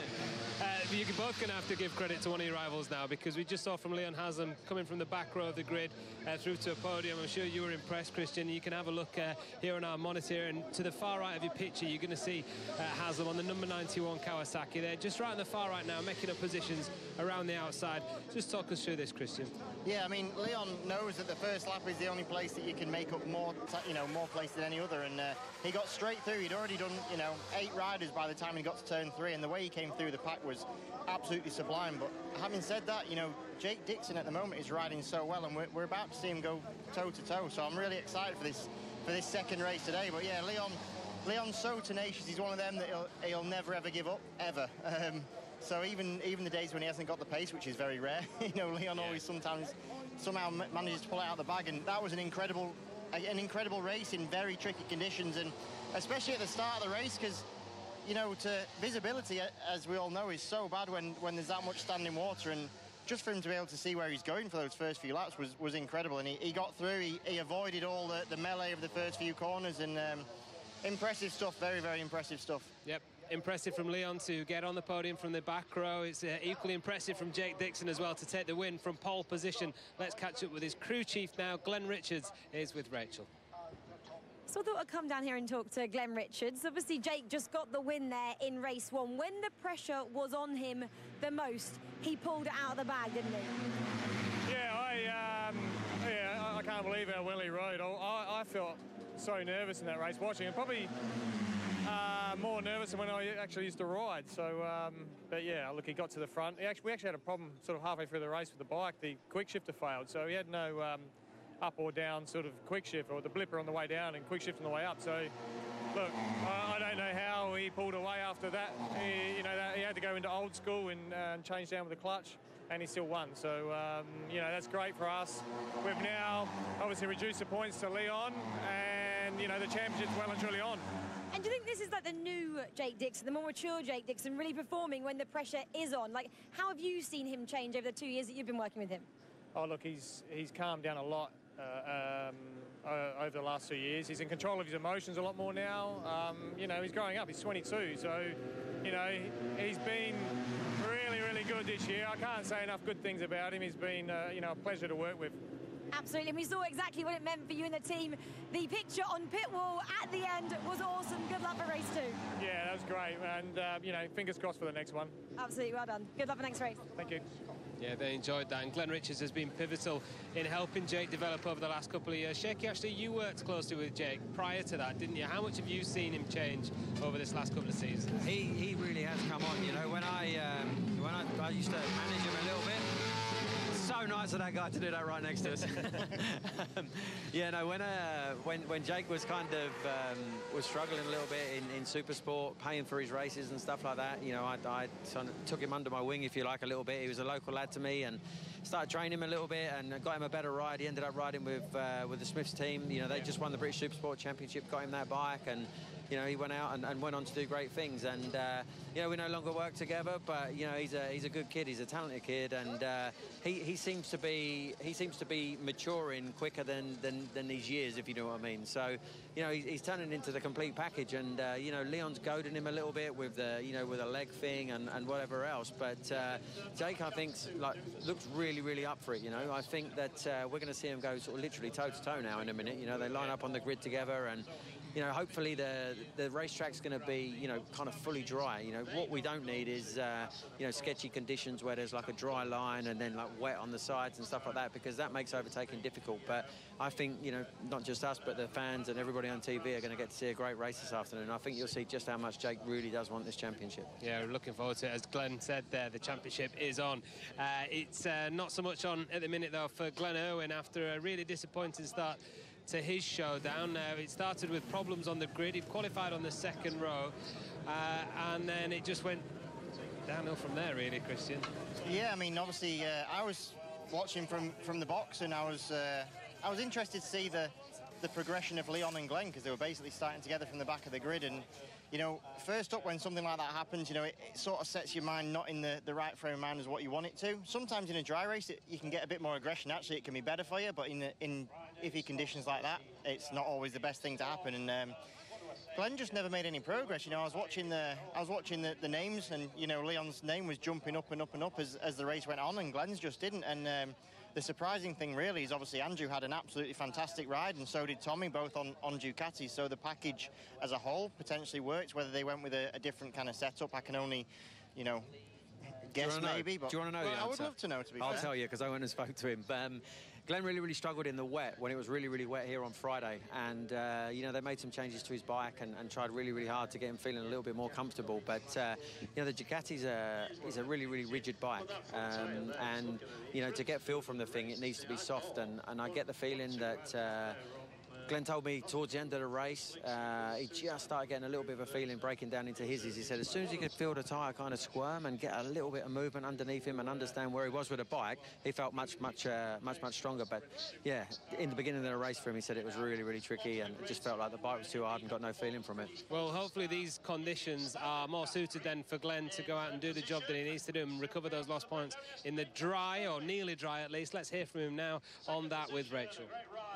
Glenn, you struggled in the wet on Friday, seemed to struggle in the wet again in race 1. Just talk us through that one. I don't really know.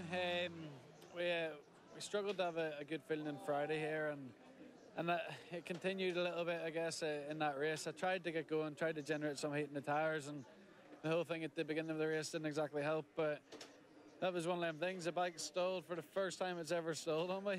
I gave it a rev, and the next minute it was off, and I didn't actually know the rules. You know, we all go to these briefings where we don't pay attention too much. I put my hand up and got it started immediately, but whoever causes a delay has to come off, and yeah, that just kind of, you know, we're already on the back foot, I think, and that cemented it, but it's one of them things, really frustrating. Well, it's dry now, hopefully, for race 2. The sun has come out now, so obviously you're making a few changes as well? Yeah, we'll go back to our dry setting. We had a good qualifying session, and we'll go back to a little change we're going to make off the back of that. So we should be good. Hopefully the dry line gets wider and wider, because coming from 14, there's a lot of people I need to get by before we're on the podium, and that's our goal. It's going to be tough, but I'm super frustrated. I didn't expect race 1 to turn out like that. Well, it seems much drier out there, and stock thousands, it seemed to be drying up nicely, so good luck for race 2. Cheers, thank you very much, thanks. Yeah, frustrated. We saw how frustrated he was when he came in, but he's got to put that behind him now, hasn't he? Yeah, definitely, and let's not forget, you know, Glenn's had, is it 6 second places? And them second places haven't been like distant second places to Leon either, you know. He's really, really close. He is right on the cusp of getting his first win. And, you know, we joke about the fact that when a win comes, sometimes they're like buses, you know. You get one and then they seem to kind of build momentum. And Glenn's a rider that, you know, he loves a cuddle. He loves to be told he's doing well. And at the moment, you know, things are difficult for him and he hasn't been getting many cuddles from the team. He's happy. He's wanting to do a good job. You know, I'm sure that if he can get a good start, he can be in there and amongst it. And yeah, fingers crossed, he'll get that first win. Throw the cat amongst the pigeons. Yeah, we all love a cuddle, don't we, Christian? I'll give you 2-1 in a second now. In the meantime, let's cross to James Liston on the grid. Yeah, cheers, boys. We all do love a cuddle. What we love at the minute is there's quite a lot of action going on the grid, because track conditions are dead weird now. It's really dry and really warm. It's actually warming up quite well where it's dry, but there is still really damp patches. The lads have gone out mostly on some kind of intermediate rear to give them a safe sighting lap, and then they're kind of swapping up. So I'm going to go and get a bit of an idea what conditions are like. We're actually going halfway across the third row if we can actually get in here. Let's have a look. This is McCam Jammer. This is Tara McKenzie. Tara, what's it like on track now? It's completely dry everywhere, really. There's just a couple of places that if you run wide, you're going to be on the wet stuff. So, yeah, concentration is probably key, and try and stay on the dry line. First race was a challenge for everybody. It was one of those conditions where you could have easily made a small mistake and just been upside down somewhere. Yeah, that's it. I was happy with 7th. I was quite far back from Jake and the other guys, but I had a big gap in front, a big gap behind, so tried keeping my concentration and carried on, and yeah, another top 10 I'm over the moon with. Do you mean that, or is like top 5 what you're looking for? Because really, to carry on your progression of what you've been doing this year, dry conditions, you really should be a bit higher than 10th, mate. Yeah, I'd love to. I want to be in the top 5 and fight for podiums every weekend, really, but I need to remember as well that it's my first year in the class, so just gaining experience. Oulton Park's probably been the toughest track for me so far this year, so to have a 7th place I'm quite happy with, and try and go a few places more in this one. Good luck. Thank you. Yeah, Tanner's looking for definitely more than a 10th. Like he said, top 10 in those conditions were really good for him. It would have been really easy to end up not finishing that one. We'll go forward because we're going to pass James Ellison. James had a decent run to 9th in race 1. I want to word, if I can, with Leon Haslam, if he's here. There he is. Leon, decent run, second row. You were actually going to be starting from the front row till the last couple of laps, and then Andy Irwin and Michael Laverty put a real spurt on, just trying to dice between themselves. But second row's all right. Yeah, that was my main objective, was try and keep it upright and get a good start for this one. But yeah, to get a rostrum out of it, I was over the moon, to be honest with you. And first few laps was quite hairy, and visibility and how slippy it was. So yeah, we'll see what we can do in this one. It actually looks safe enough. Yeah, for me, I got a really good start. I did quite a lot of people into turn 1, and I was real cautious. You know, Brooksy crashed in front of me. I saw a few people go out, and you know, I pushed on a little bit to catch Jason, but the rest of the time I was literally trying to just manage it as best I could. Good race now between you and your title brother. 36 points now between you and Jake. Still enough, isn't it?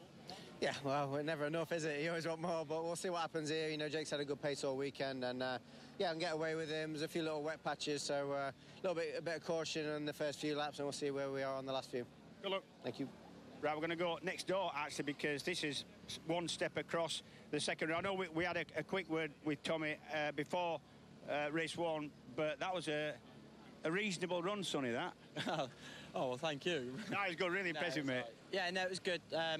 To be honest, I kind of knew it was just me and Jake out front. I saw him at pit wall plus 1.4, like, after a while, and then I looked at Jake's and saw plus 6 point something, and I thought, right, it's just the two of us. So I was a little bit more comfortable then, you know, because... And then next minute, like on my pit board, when Jake came by, it was like plus 16 or whatever, and I thought, right, this is just try and bring it home. That was Think of the bonus. Yeah, exactly. Yeah, it's exactly that, yeah.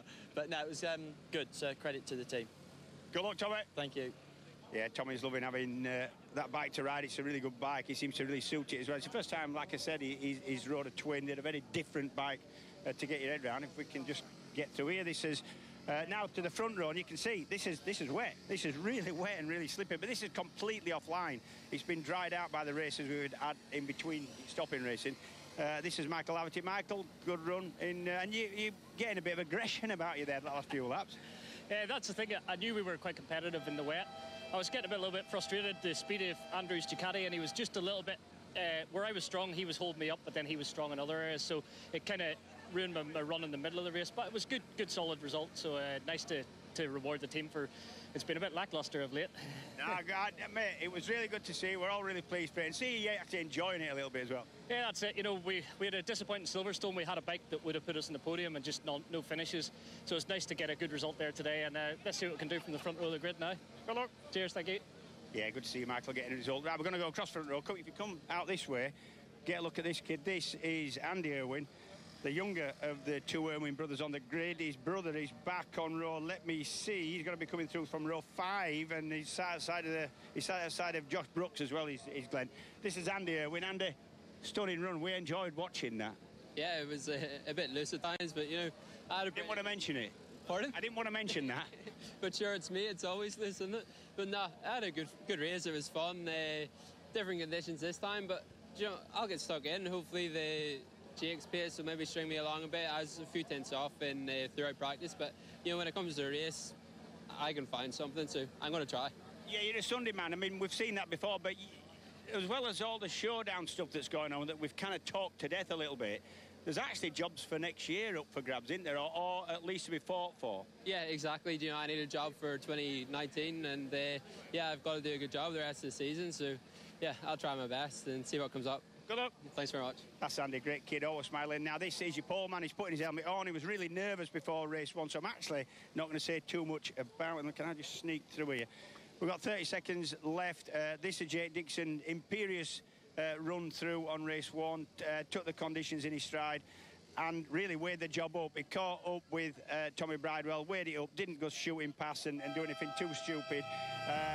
Really raced with his head. I think these are completely different conditions, but I still think this man is going to be the man to beat. And good luck to you. Thanks. It's back to you. Short and sweet. Jake Dixon then starts from pole position for the second time today. Can he make it a double win here at Oulton Park? Find out in just a couple of minutes' time. BSB Race 2 is next.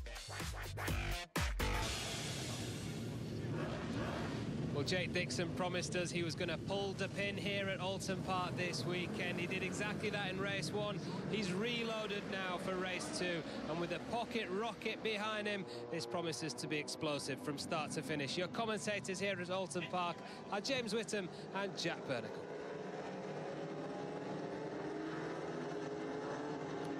A perfect evening here in Cheshire. After all that we've been through during the course of the afternoon weather-wise, the sun beginning to go down on this particular beautiful area just outside and alongside the Delamere Forest. Leon Haslam leads the championship by a slightly diminished 36 points from first race winner Jake Dixon.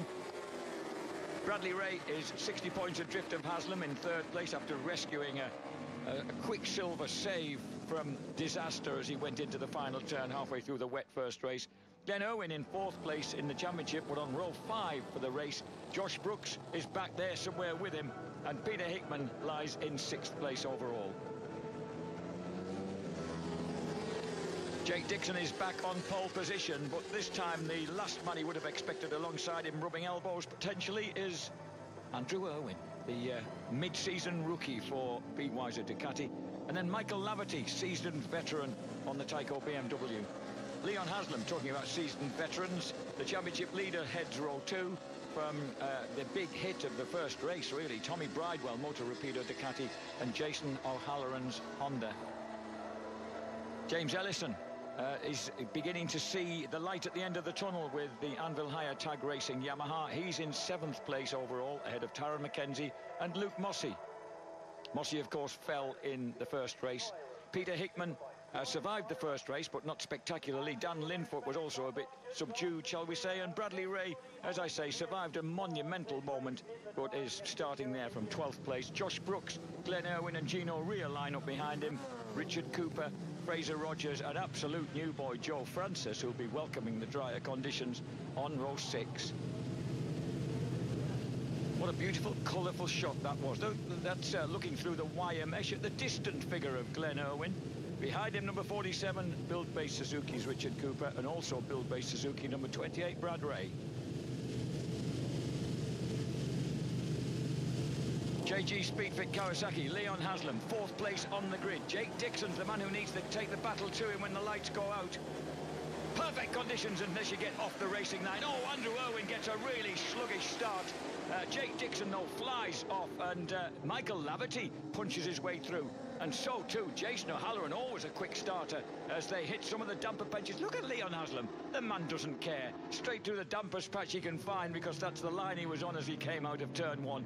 And I think Motor Rapido Ducati's Tommy Bridewell has sneaked ahead of Andrew Irwin in the early stages there. Yes, he has done. Yeah, best start from Leon Haslam from the second run. Like you say, he was on the damp patch coming out of Old Hall, but it didn't matter. The bike was straight up and down, and it still drove. It didn't spin. So Jake Dixon then taking an initially commanding lead as they scoop their way around the Shell Oil's hairpin. 23 riders on the grid. We are, of course, I forgot to mention earlier, lacking Danny Buchan due to concussion after that major get-off during qualifying yesterday. And as they drop downhill towards the chicane, it's Jason O'Halloran, the fast-starting Honda, who's nailed 2nd place at the moment, ahead of Michael Laverty, who was very upbeat when he was talking to James Whittam. And we've got a faller already. Oh, and that's Neve. It is. Oh, what an unfortunately early end to his brief association with the Mizuno.com Halsall Racing Suzuki team, who were hoping to welcome Chrissy Rouse back in a couple of weeks' time. Bradley Ray, number 28, as we drop down into the final turn. Jake Dixon leading the way, and these guys have got to do a bit of catchy-uppy now, James, as a complete first lap. They have. I mean, Jake Dixon was quickest in just about every session, wet and, I think, every session, wet and dry, so he has definitely got the pace to go away here. Taron McKenzie is in 7th place, Luke Mossey in 8th place, 9th for Brad Ray, 10th Ellison, 11th Brooks, 12th Linfoot. This is a bit of Tom Neve incident. Oh, yeah. Oh, man. And that was Fraser Rogers did well to dance onto the grass and off again to avoid the fallen Lincolnshire farmer there. Tyco BMW and the bright green helmet of Michael Laverty just edging out Leon Haslam, but you know that Haslam will swoop round the outside. Think about Shell Oils. He can feel and hear, no doubt, that barking Ducati right behind him, Tommy Bridewell. Yeah, those big V-twin Ducatis have always been the ones that you hear most behind you. You can hear them. And a lot of it's induction roar you get, because the airbox is quite a big device. When you actually open the throttle, you get an induction roar. It's like a big drum. You can definitely hear it. So Haslam will then have an earful of that. Right behind him, Taron McKenzie looking strong again. Luke Mossey, Bradley Ray. There's Peter Hickman riding for the Smiths BMW team, but he's down in 14th place, just ahead of Richard Cooper. And with things, well, pretty much dry, James, you can... OK, there's some points where the dry line's quite narrow. Yeah, that's under the trees, the Druid section, and that's always going to be the case. Under the trees, it doesn't dry as quick, there's not as much breeze, and then much sun gets at it. As Haslam slips underneath Michael Laverty. Nice and clean down at Lodge there. So Haslam then into third place, the first real move we've seen as we enter the third lap of the 18. And Tommy Bridewell and Taron McKenzie will be nibbling at that Tyco BMW any moment now, because they look keen to get through. And just behind them, Luke Mossey looking a lot happier in these drier conditions. Yep. Luke had real pace, you know, in the dry. He's known to be, I'm not going to say nervous of the wet, because he's had some good results in the wet, but Luke Mossey's more of a dry weather man. And he was really good in the dry in qualifying, so who knows? 134.7, fastest lap of the race so far, as we see Tommy Bridewell cut his way through at Shell Oil. So Bridewell now through to fourth place, and he's obviously out to make his mark, having ridden so strongly in the slightly sketchy conditions. He's carrying that confidence through into the dry. Yep. There's Glenn Irwin now leading that batch of riders, so he's ahead of Bradley Ray. There's Brooks in 11th place, so Josh Brooks not making any progress at all. And it's Andy Irwin who's Andy Irwin. Yeah, it's Andy Irwin But he went off the front row, didn't he? And fifth row for Glenn, so Glenn's making better progress at that. So Andy Irwin is, I like the way he said to you, you know, a bit ragged at times, but then again, it's me. Always. It's me. It's me. It's the way I ride. Yeah, he did used to give us some fair movement in Supersport, I must admit. Here's Haslam once again bounding over the undulations, and this is a kind of repeat, if in the dry, of what happened in the closing stages of race 1, when O'Halloran tried to fend off Leon Haslam for that third place. Haslam's front wheel pawing the air as he comes over the crest out of Deer Lee. And there's their howl past us now. It's Ellison's in 12th, Cooper 13th, Linford has slipped to 14th. Dean Harrison in the points in 15th place, ahead of Peter Hickman. So there's some of the prize fighters, shall we say, in the showdown, kind of exiting by the side door at the moment. Haslam would be on 600 points, Dixon on 573, closing the gap a little further. Bradley Ray and Glenn Irwin somewhat distantly in it. Hickman certainly looking well out of it at this stage of proceedings as he slips out of the points. Jason O'Halloran, the man from Wollongong then in New South Wales, heading the Derbyshireman Leon Haslam, and then right behind him is the guy from Devizes down in Wiltshire, Tommy Bridewell. Taron McKenzie, next man up, gets a nasty twitch on the brakes, dropping down to the chicane. I'm chatting with a big group of lads, all from Wiltshire, obviously all up to support Tommy. And what was their view? Their view was, like most of us, they know that Tommy's very good at riding bikes, and you know, they're hoping this is the opportunity that lets him sort of prove that again. You could understand them then? Not much, I made that up. Okay. I wouldn't, they probably aren't too sure of what we talk about, actually. They're fresh, actually, as well. As they go through Deersley, that's a great shot of them howling out of Deersley, because they come out of there and hit 150 miles an hour before the break here for Old Hall Corner, usually third gear, about 75 miles an hour, up to 145 miles an hour down the avenue before they drop into the third gear left-hander at Cascades. This is where Danny Buchan went awry and had that huge off as he came out of there. So that someone else has done the same. Is that Mossey? No, it's Laverty. It's Laverty. It's Laverty, and that Michael Laverty totally unlike him, and that's quite a fast one. He got away with that because that's a fast corner. And he shed a few places in those opening laps. What he does need to do is get out of the way a little bit there. Forget the bike. Let's have a look. Head-on shot. Ooh, and it's gone early in the corner. That's a kind of initial tap on the throttle, is that, and it's let go. No traction control, remember, on these BSB spec bikes. That was a heavy crash for the Irishman who's based on the Welsh borders there. Blimey. So Luke Mossey, who I am fairly accused of performing that trick, is just tucked in there behind the tiny figure of Taron McKenzie as they go off Clay Hill. Up Clay Hill, fifth lap of 18. Dixon with a almost 4-second advantage over O'Halloran. Yep. I get the feeling that if, I don't know, would I be right? If Haslam opens the door on O'Halloran, then the chase might be on, and it's what he's trying to do. But O'Halloran's so good on the brakes there, and Bridewell looks almost like he's being balked by the two men just in front of him. He does a little bit. I think Bridewell's... Let's have a look at his last lap now. Yeah, they're all the same, pretty much. half a second quicker for Jake at the front. So he opens his lead to virtually 4.5 seconds. This is not often we see a gap like that when we're only a third of the way through a British Superbike race, but Dixon taking control of this one as he has done all the sessions throughout the weekend. Yeah, and for me, you're looking at your signal board on the start and finish straight every lap, and anything less than a couple of seconds, and that's close. You can't relax. You've got to keep pushing on. Anything more than about 3 or 4 seconds, once you get to 4, you've got a cushion, and you can start controlling it then from the front. You can start relaxing a little bit, watching that signal board, making sure the gap isn't coming down. Your crew will be telling you what's going on. You'll have a system worked out with them, pretty much. So yeah, nice for Jake to be in his position now. And this quintet now absolutely locked together as Taron McKenzie and Luke Mossey have pushed themselves into contention here. So all 5 of them then as they howl up Clay Hill. This is another of the fast parts of this track. As far as I'm concerned, 150 miles an hour is pretty quick anyway. Yep, and up that Clay Hill, it actually doesn't feel that quick. It's lovely. The front wheel sort of paws the air, you float over the top of that. But then if anything happens there, any mistake, you get on the grass or anything goes wrong, you feel every one of those 145 miles an hour, I tell you. As indeed did John Kirkham, if you remember one of the great accidents of the 21st century. Haslam having a look here. And Haslam, and you do get the feeling that Jason's doing a good job of just kind of keeping people under control and tethered here. He kind of is, but when you see sort of 4 riders jammed up in a traffic jam like we've got here, you always suspect the man at the front is difficult to pass, but not going a brilliant pace. That lap was a 136.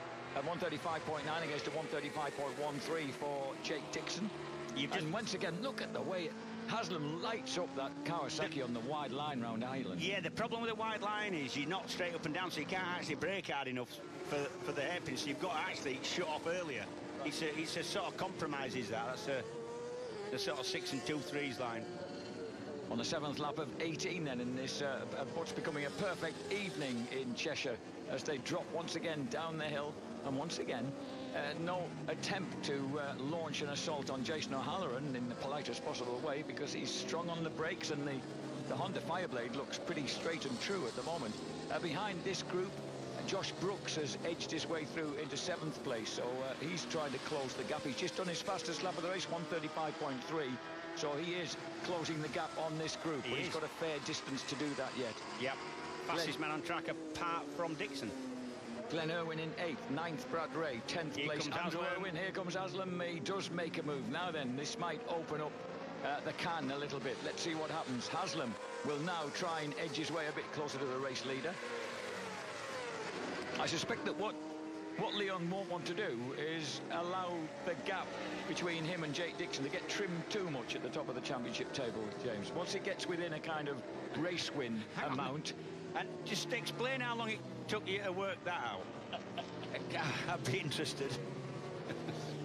Well, it's just that you would never expect him to settle for second, would you? He'd be thinking, no, you wouldn't. I need to win this. Yeah, but it's also got it's a track that's damp in places, wet in other places. You'd be completely offline. So you can't really make that mistake. Many mistakes as McKenzie slides up the inside of, was it Bridewell? Yes, it was. So yeah, he's got to be really careful as well. And second is definitely a lot better than throwing up the road by going wide into damp patch, running in the back of somebody, whatever. So yeah, I think he's just using his nozzle, me. Well, you play a lot of the best possible kind of game. Oh, and look at that! Tommy Bridewell scythes his way back past McKenzie. Glenn Irwin just ahead of Bradley Ray. They are title fighters. There goes James Ellison. And then Dan Linfoot followed by Peter Hickman. Hickman there back into the point, but only just in 14th place. Dean Harrison just behind them, running in some pretty good company. 2 road races together there, Hickman and Harrison. Yeah. A 5.5 second gap virtually back to Leon Haslam. Yeah, well, we'll see what it is. We'll see if he's made any inroads into that gap. Haslam. That's when they go over the start-finish line now. Richard Cooper there seeking away. No, is it Bradley Ray? I beg his pardon. Seeking away past one of the Irwin boys. Glenn Irwin. Yeah, it's actually gone up. It's another 10th per second up. 5.5 seconds now the lead for Dixon. And yeah, from what I can see, he's controlling this from the barring something daft like a tyre going off really quickly or or something untoward happening to the boy, and that's Mackenzie, and that Luke Mossey takes advantage of that.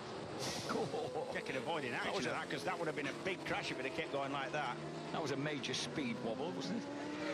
Yeah, it started with a little rear slide, and then that chucked a load of weight forward, and then have a look. Watch the rear, it goes first, and then look. It just kept on going. Yeah, that was a crash nearly happening for about a minute, that one. So Taron Mackenzie has got shifted back to 6th place. Jake Dixon in the lead. This, the battle that Mackenzie is a part of, with Haslam not able to move away from Jason O'Halloran and Tommy Bridewell then. So they're still very much clung together there in the battle for 2nd and 3rd places. Brooks still setting his fastest laps of his race. 1:35.3 on that lap, was actually quicker than the race leader. So Brooks is suddenly finding the missing ingredient. Oh, hang about. It looked as if Glenn Irwin might have... That's Glenn Irwin moved back in front of him. Yeah, Glenn Irwin's in front of Brad Rennie. He's going quick as well. 35.1. That's his quickest lap of the race, and I think the quickest lap out there. Certainly quicker than the riders in front of him. So as they cross the line here, I wasn't sure. I thought Irwin might have somehow found a way past Josh Brooks as they flee across the line now. Oh, dear me, look at that. He's in front of him. O'Halloran slides his way through Old Hall Corner. Glenn Irwin is in front of Josh Brooks. So despite, and Brooks had a bad lap on that lap, 36.6, so definitely a mistake somewhere. And Richard Cooper's gone down. Richard Cooper was lying in 10th place. He got ahead of Andrew Irwin. He was lying in 10th place. From where he was and where the bike was, that was a simple front end going into Old Hall, I think. Normally, if you're high side, the bike ends up further away from you. Let's have a look. Yeah, that's it. Nice, steady front ender. How annoying. Yeah, that's more annoying than painful, that. 10th lap of 18 then, with our clear leader, Jake Dixon, for the RF regular and reserves Kawasaki team. This is the battle going on behind him. And then this, the gap shrinking. Glenn Irwin and Josh Brooks are on a fairly mighty mission at the moment. Yes, Brooks made a mistake on that last lap that cost him about a second and a half under place, but he's still right there with Glenn Irwin, and the two of them, if they work together, James, look like they could haul the others in. They've got 8 laps to do it in. And you think the chances of that are what? On a scale of 1 to 10. You can see the gap there, look, to that, from that group to the group behind. Okay, so it might be negligible, but you never know.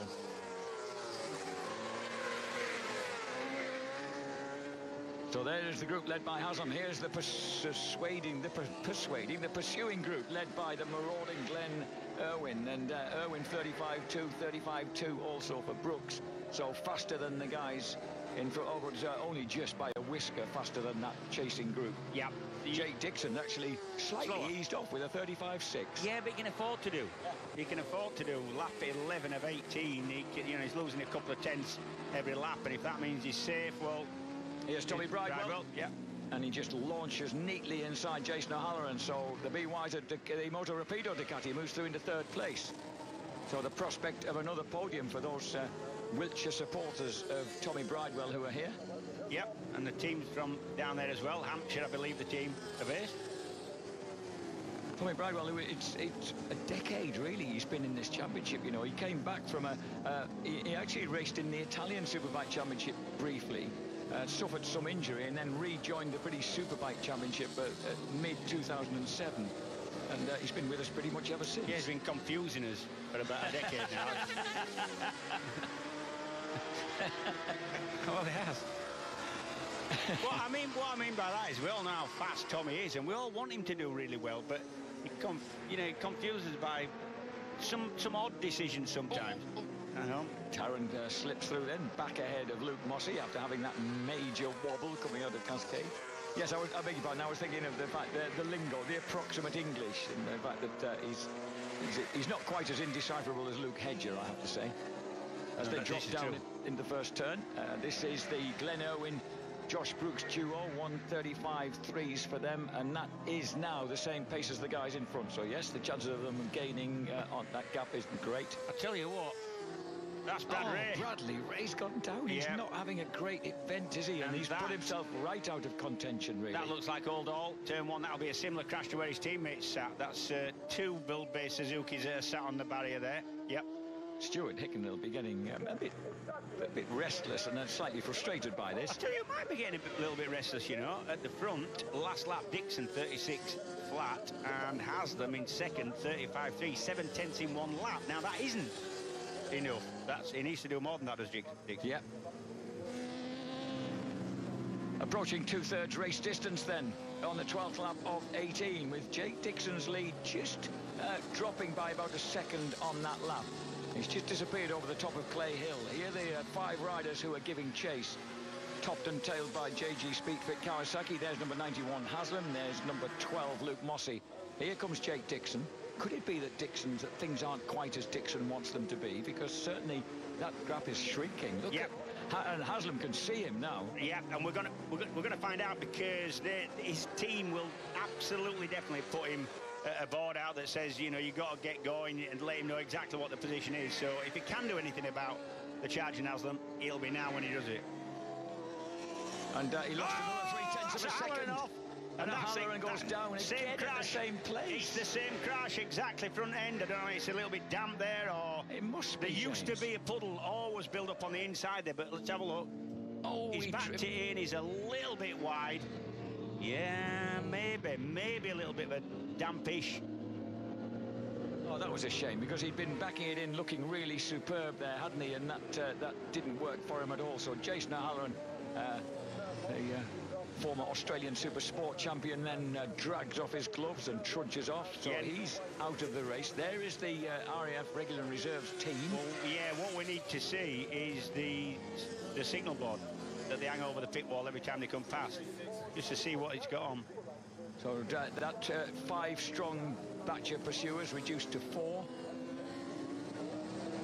And Haslam did drag about 0.3 of a second out of Dixon on that lap. The advantage dropped to 3.67 seconds. So tantalising this race. It's 18 laps long, so we're on the 13th of 18 laps now, just past 2/3 race distance. Luke Mossey there running in 6th place. Yeah, good to see Luke. Look at the gap shrinking though, James. Yeah, I'm not sure it has that much. Well, we'll see, won't we? When we get the look at the time. Where is it? 2, 3. I think that's about plus 3.6 he's getting, which is what he had on the last lap, and it's 3.1. So 1:35.2. He gained virtually half a second on that. Yeah, you're right. You are right. It's closing down. Is it enough? What we got? Hurtling down the avenue. 4.5 laps left. It's going to be nip and tuck, this. 5 laps to go. Pretty much 5 laps to go. Here we go. There goes Dixon out of picture. Here comes Haslam, the 35-year-old who never gives up anything. No. Whether it's attacking a section he can't do on a trials bike, or chasing down a race leader he shouldn't catch. Strangely enough, you know, with his money, he's quite generous. He stands his corner. Should I be surprised at that? No, but I was just saying, it was a reaction just saying doesn't give anything up either. I wasn't talking about money. No, I know you weren't. It's gone now, Jack. We have to...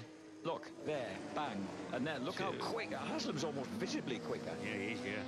So Haslam definitely is looking for another race victory here, and to extend rather than have shrink his lead in the championship. Well, Jake Dixon will definitely know that Haslam's coming now.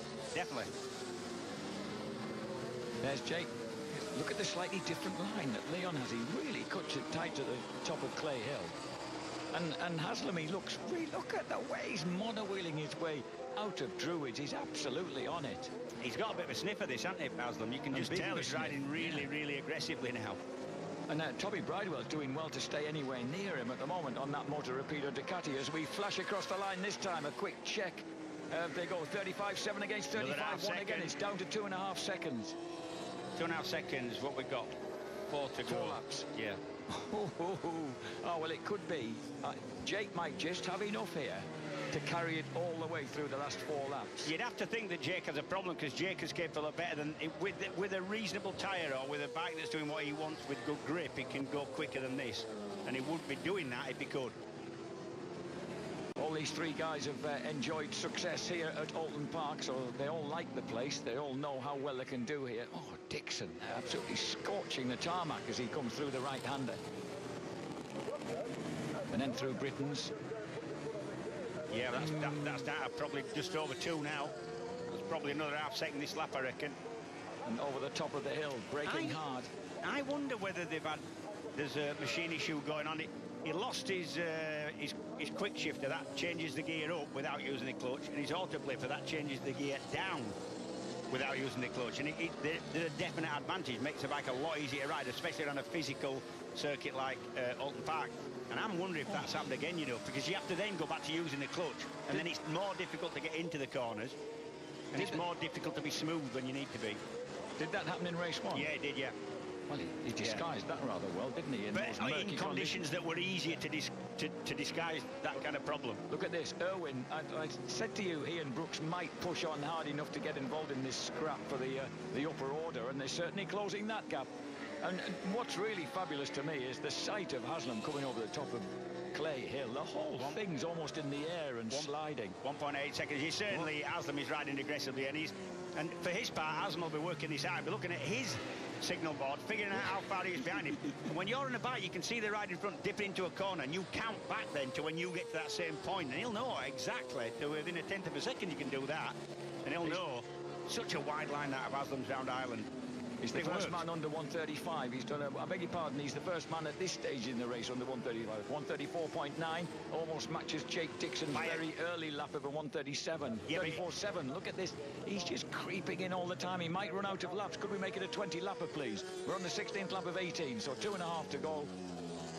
Yeah, Jake will be praying for that checker flag, because I think Jake's got a problem here. Not a massive problem, but there's something just holding him up by about half a second. And this is where you'll see Leon Haslam coming over the top of Clay Hill. And Clay Hill, I hope he does it again, because that's an absolutely staggering sight as he comes over the top. Oh, he took almost a different line that time. Woof! Really close in, clips the curve, sweeps it through Druids.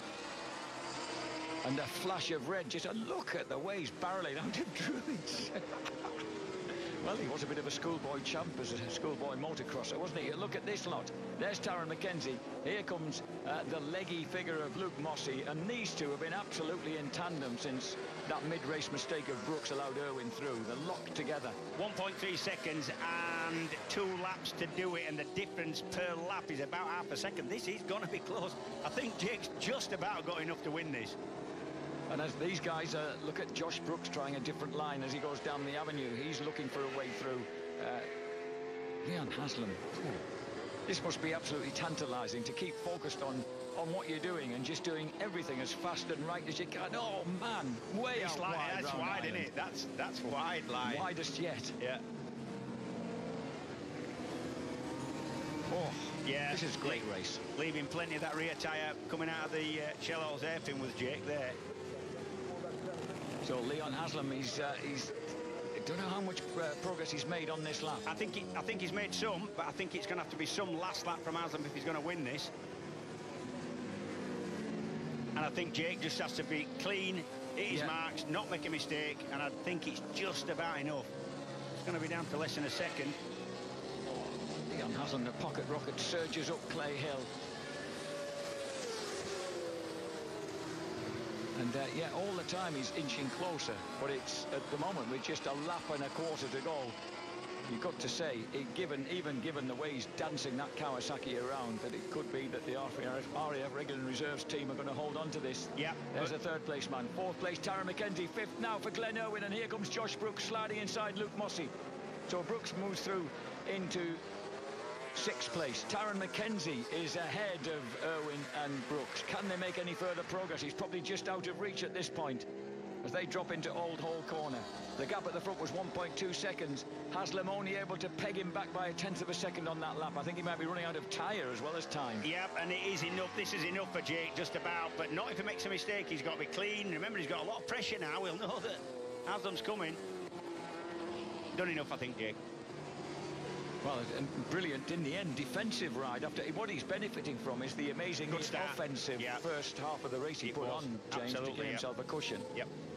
So in beautiful conditions here at Oulton Park, Jake Dixon looking for a race double, looking to peg back another 5 points on Leon Haslam's lead. That's exactly what he needed to at the beginning of the showdown, to be able to look at the last 5 races with some possibility of a championship victory. Oh, wide for Haslam, and that's him pushing on, you see, just never giving up. And that is over now. As long as Jake doesn't make a mistake, that'll mean that he's got it. So as they go creaming it up Clay Hill, then here comes Jake Dixon, looking as if he could do the double here in very contrasting conditions from number 91, Leon Haslam, who got 3rd place in the first race. Taron McKenzie still has Irwin and Brooks behind him in a tight fought race for the places in the background there, but only just. But it's going to be a pretty extraordinary day out for Jake Dixon, then nervous at the start of the first race. He's come through with a double race win for the RAF Regular and Reserves Kawasaki team. Leon Haslam, an amazingly hard-fought second. Another great rostrum finish for Tommy Bridewell. And across the line there, it's Mackenzie Brooks snatches 5th place from Irwin. Unfortunately, couldn't quite catch his teammate, Taron McKenzie, but nonetheless recovers to 5th place. Glenn Richards, Darren Dixon and the team can celebrate a tremendous outcome there. They couldn't have wished for better. 50 fat, healthy points for Jake Dixon. 2nd and 3rd places for that man, Tommy Bridewell. And Ron Haslam pleased with the fact that his son has put on such a show and come away with still a very healthy championship lead. Glenn Irwin in 6th, 7th Mossy, 8th Hickman, 9th Andrew Irwin, 10th James Ellison ahead of Linfoot, Harrison, Mason, Lorgino, Rhea 14th. And I think Fraser Rogers might bag the final, I don't know what, oh yeah, I think Fraser Rogers might bag the final championship point in 15th place. But Jake Dixon, what can you say about that lad, James? He was so visibly nervous before you spoke to him at the beginning of race 1, so you chose not to at the beginning of race 2. I just didn't want to put him off his little sort of build-up. You know that people like Leon Haslam, and they've been around a lot longer, they understand what's going on, they're a lot more kind of in control of that sort of situation. Jake knows he's got pressure on him, he's got to keep winning if he's going to have any chance of this championship, and I just didn't want to put him off his build-up kind of strategy, you know. I wanted to let him get on with it. Build-based Suzuki boys, the 2 lads go sadly back to be stood in the corner of the garage by Stuart Higgin. And did you notice Jack Valentine graciously congratulating all Lee Hardy and all the members of his team on that brilliant result for this young fella? So, well, we might find out what actually happened with Jake, but whatever happened, I think you can safely say that wasn't quite planned. He wasn't quite planning it to be quite that tight. It went according to plan until he was forced to try and respond to whatever Haslam was doing, which were catching him, and he just didn't have anything left. And I feel sure there's something, maybe a tyre. I think he'll tell us. Definitely something, because he knows he can go quicker than that with everything spot on. So yes, his last lap was a 1:35.5, which is only a 1/10 of a second slower than Haslam. His fastest lap was 8/10 of a in the race was 8/10 of a second quicker than that. But actually, he did pick up a really, you know, like resilient defensive pace in those last 2 laps. Yeah, but only the last 2 laps, really. Yes, he's been dropping back before that. So in the end, we only had 16 finishers, actually, and Sean Winfield was the unlucky man who lost out on the points. There's a bike park out at Old Corner. There's several bikes just leaned up against the barrier there. A considerable amount of real estate, really, just in need of slight repair, no doubt. And in he comes, like revving the beans out of that Kawasaki, and now the relief.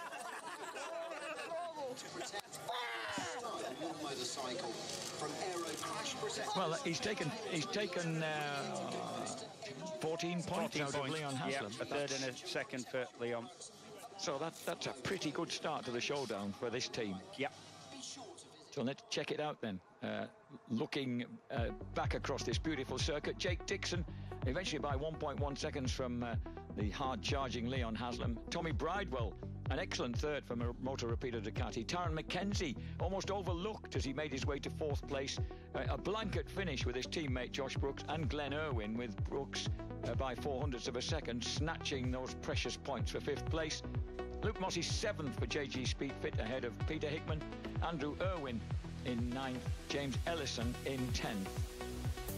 Only a tenth of a second behind was Ellison in 10th place. 11th for Dan Linfoot. And what a ride by Dean Harrison, Silicone Engineering Kawasaki, the specialist road racer, finishing in 12th place ahead of Mason Law, Gino Rea, and the final point scorer, Gearlink Kawasaki's Fraser Rogers. The championship standings then will look like this. Remember, the top 6 showdown guys were given their 500-point gift after the last round at Silverstone. So that becomes 604 for Leon Haslam, counting also his podium credits from the first 9 rounds. Jake Dixon now just 31 points behind. Josh Brooks on 530 points is 74 points behind, as is Glenn Irwin. That's how tight it was at the finish of that race and how tight it is between those two. Minus 80 points for Bradley Ray after that unfortunate exit. And Peter Hickman, 84 points adrift on 520 points. And Jason O'Halloran remains in the box seat for the Riders' Cup. Despite crashing, he's 7 points ahead of Taron McKenzie, who moves 1 point ahead of the injured duo Danny Buchan and Christian Idden. 11th place for Tommy Bridewell. He's put himself right into contention, just 10 points behind Jason O'Halloran. That's interesting then. Tommy Bridewell, Motor Rapido Ducati on the move. Well, he'd only won one race so far this season. Before this weekend, he picked a good time to make it 2 and 3. He didn't need Jake Dixon, making sure that we have a championship on our hands with 125 points still up for grabs this year. We'll speak to Jake, Leon Haslam and Tommy Bridewell as soon as we come back. The first round of the showdown here at Oulton Park this weekend, and the first double of the season for Jake Dixon, who closes that gap down to Leon Haslam at the top of the championship to 31 points, with 125 still up for grabs in Assen and Brands Hatch. But what a weekend it's been for Tommy Bridewell, because Tommy, we're just saying the weather completely different to what it was this morning, but in the wet and in the dry, you've been on the podium. You must be so pleased. Yeah, credit to the team, credit to the team. Massive thanks to them. Like I said this morning, it's crazy really, like you said then just before, you can't believe it's the same day. I had confidence in the team and myself. We had the pace wet and dry, and it's lovely to back it up in both conditions, you know. Race 1 was a downside easier. Me and Jake obviously got away and could just relax a bit. That race, to dig deep, really deep for that. But the bike was working absolutely spot on. These two guys, you just got a bit more momentum on me at the minute, and you know there's a bit more at stake for them, so they've got to ride a bit harder, say. But no, credit to the team. Massive thanks to all my sponsors. Massive thanks to Dane Easy for sorting me out this suit that absolutely looks mega, and AGV. So credit to everyone that's stuck behind me through the years, and it's an absolute honour to start repaying them. Good to see you back up here regularly. Well done, Tommy. Thank you. Let's get our second place finisher in then, Leon Haslam. It's been an interesting week for you, Leon. You come away with a third and a second, and you push Jake right to the final lap there. It must have been like a carrot dangling for you. Yeah, I just took too long to get into second. You know, Jake got such a strong pace from the get-go.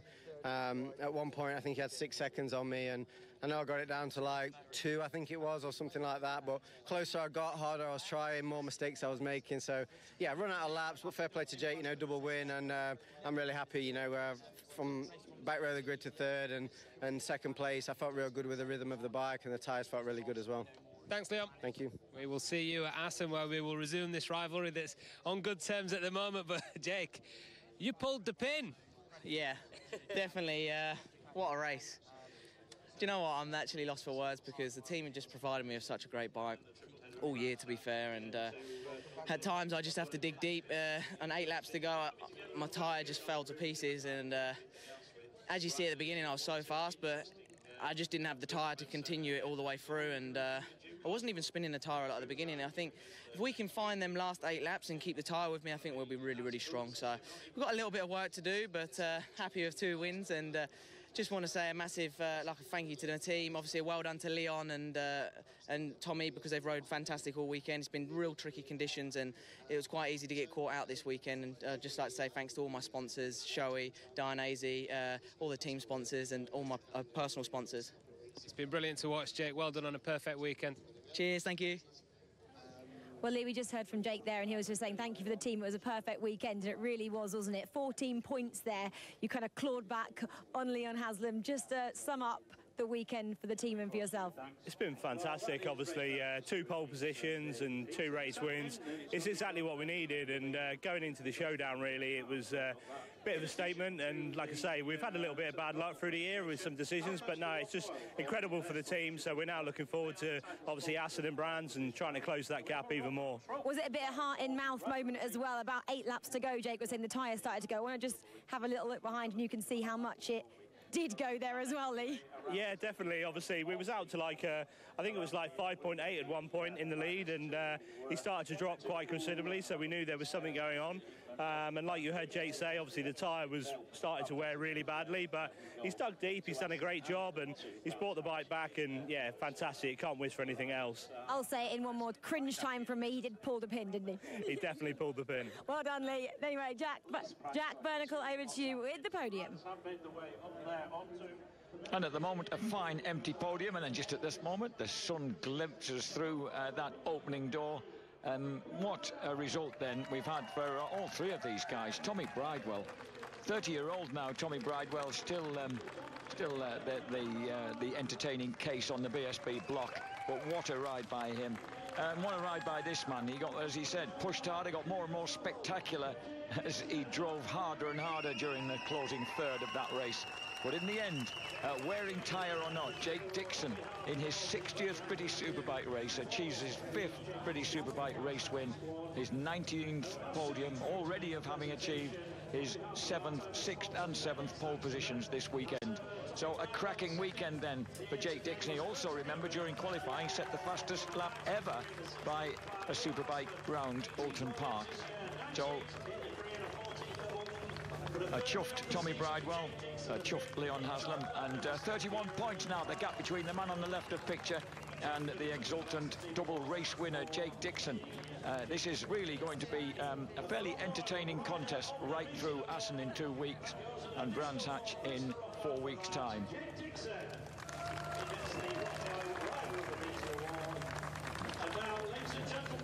And a Rock Oil trophy as well goes the way of Jake Dixon and the national anthem.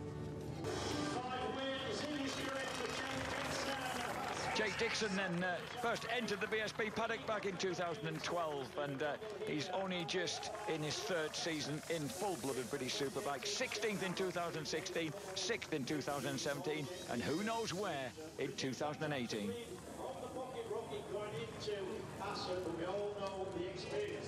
Well, we look forward to finding out, because I think, James, Shaky, we're set up for a Grand Slam finale to this season, the way that Jake rode here this weekend.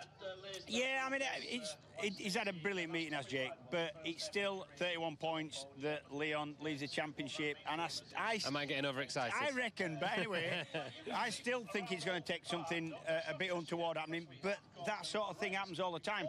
I think Leon, for his part, will be happy to come away from Oulton Park. There's been really treacherous conditions. It's been changing the whole time. One race wet, one race nearly dry, and it's those conditions where, yeah, he excels in any condition, but it's definitely a meeting where something could have very easily gone wrong. From Jake's point of view, Shaky, you were just having a little nosy at the rear tyre there. He said it had completely gone. We could see there was something wrong over the last few laps. Was it a case of, do you think he pushed too hard from the start?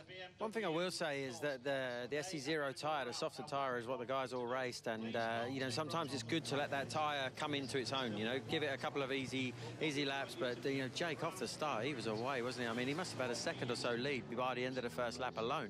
He pushed really, really hard. Lap times were much faster than everybody else in the beginning of the race, and just question whether he just worked the front tyre, the rear tyre a little bit too hard in the beginning. But you know, one thing I think that we have seen today, which we really needed to see, is that Jake Dixon's now won somewhere other than Knock Hill. Psychologically for Jake, that's going to mean the world. And you know, I haven't read too much into it. It's still 31 points, but Leon Haslam's body language when he got off the bike earlier on wasn't like somebody who was happy to just scrape through a meeting. It was somebody that was like, oh my God, I got beaten at Oulton. He loves Oulton Park. He does, but I don't think it was that. I think it was the fact that he came so close to catching Jake and didn't. I think it was annoyed at the result more. Maybe, but I think the other thing that maybe is playing on his mind a little bit is he was dead patient. You know, in the beginning of the race, you had Michael Laverty in front of him, Jason O'Halloran. Took a long time to get past both of them, and Leon is a demon on the brakes. It's one thing he's really, really good at. And he lined up a move on Jason for, what, 10 laps going into the last corner and never pulled it off. So he's probably kicking himself a little bit for that. Not going earlier. But at the same time, you know, he's come away. You know, he's lost a few points in his lead. But, yeah, we've got another 4 or 5 races to go. You know, so far, so good. OK, let's cross to Rachel now, who's got Tara McKenzie, who had a really good run in that one after a difficult start to the weekend here on Friday at Oulton Park. I've got Tara McKenzie down here, and I've got to ask you first about that moment in race 2. It just seemed to go on for ages, and we didn't know what was going to happen, but you managed to keep it in the end and go on to get a 4th place. Yeah, I didn't know what was going on. I got on the throttle just a tiny bit earlier to try and get a run on Bridewell, and then the next thing it felt like it was slow motion almost. So luckily I saved it, and then I sort of lost the gap then to Tommy, so it was hard to catch that back. And then yeah, the gap was getting caught from behind with Josh and Glenn. So happy to get a 4th here. It's probably my toughest track on the calendar. So to back up with my podiums last week with another top 5, I'm over the moon with. But 2nd and a 3rd last week at Silverstone, a 7th and a 4th now this weekend. Do you want more podiums? You're just wanting more and more each weekend now. Was 4th not quite what you wanted? No, I'm happy with 4th here. Probably at Aston and Brands, I definitely want another podium. So I feel like it's quite a strong track for myself and the bike. So yeah, definitely the goal is to try and get as many podiums as possible from now to the end of the season. So yeah, bike was working well today, so all credit to the McCann Yamaha team, and looking forward to Aston in 2 weeks' time. Absolutely, another awesome weekend. Well done. Thank you. Funny, isn't it, the way the showdown works? Obviously, if you finish outside the top 6 before the final 3 rounds, then you can't get into the top 6 either. So actually, Taron, the way he's going, would probably have the form to, you know, get in the top 5 in the championship. But yeah, if he'd have been a normal championship to the end. You know what I mean? It's funny, isn't it? But he's showing some good form. Let's have a look at Leon Haslam's race.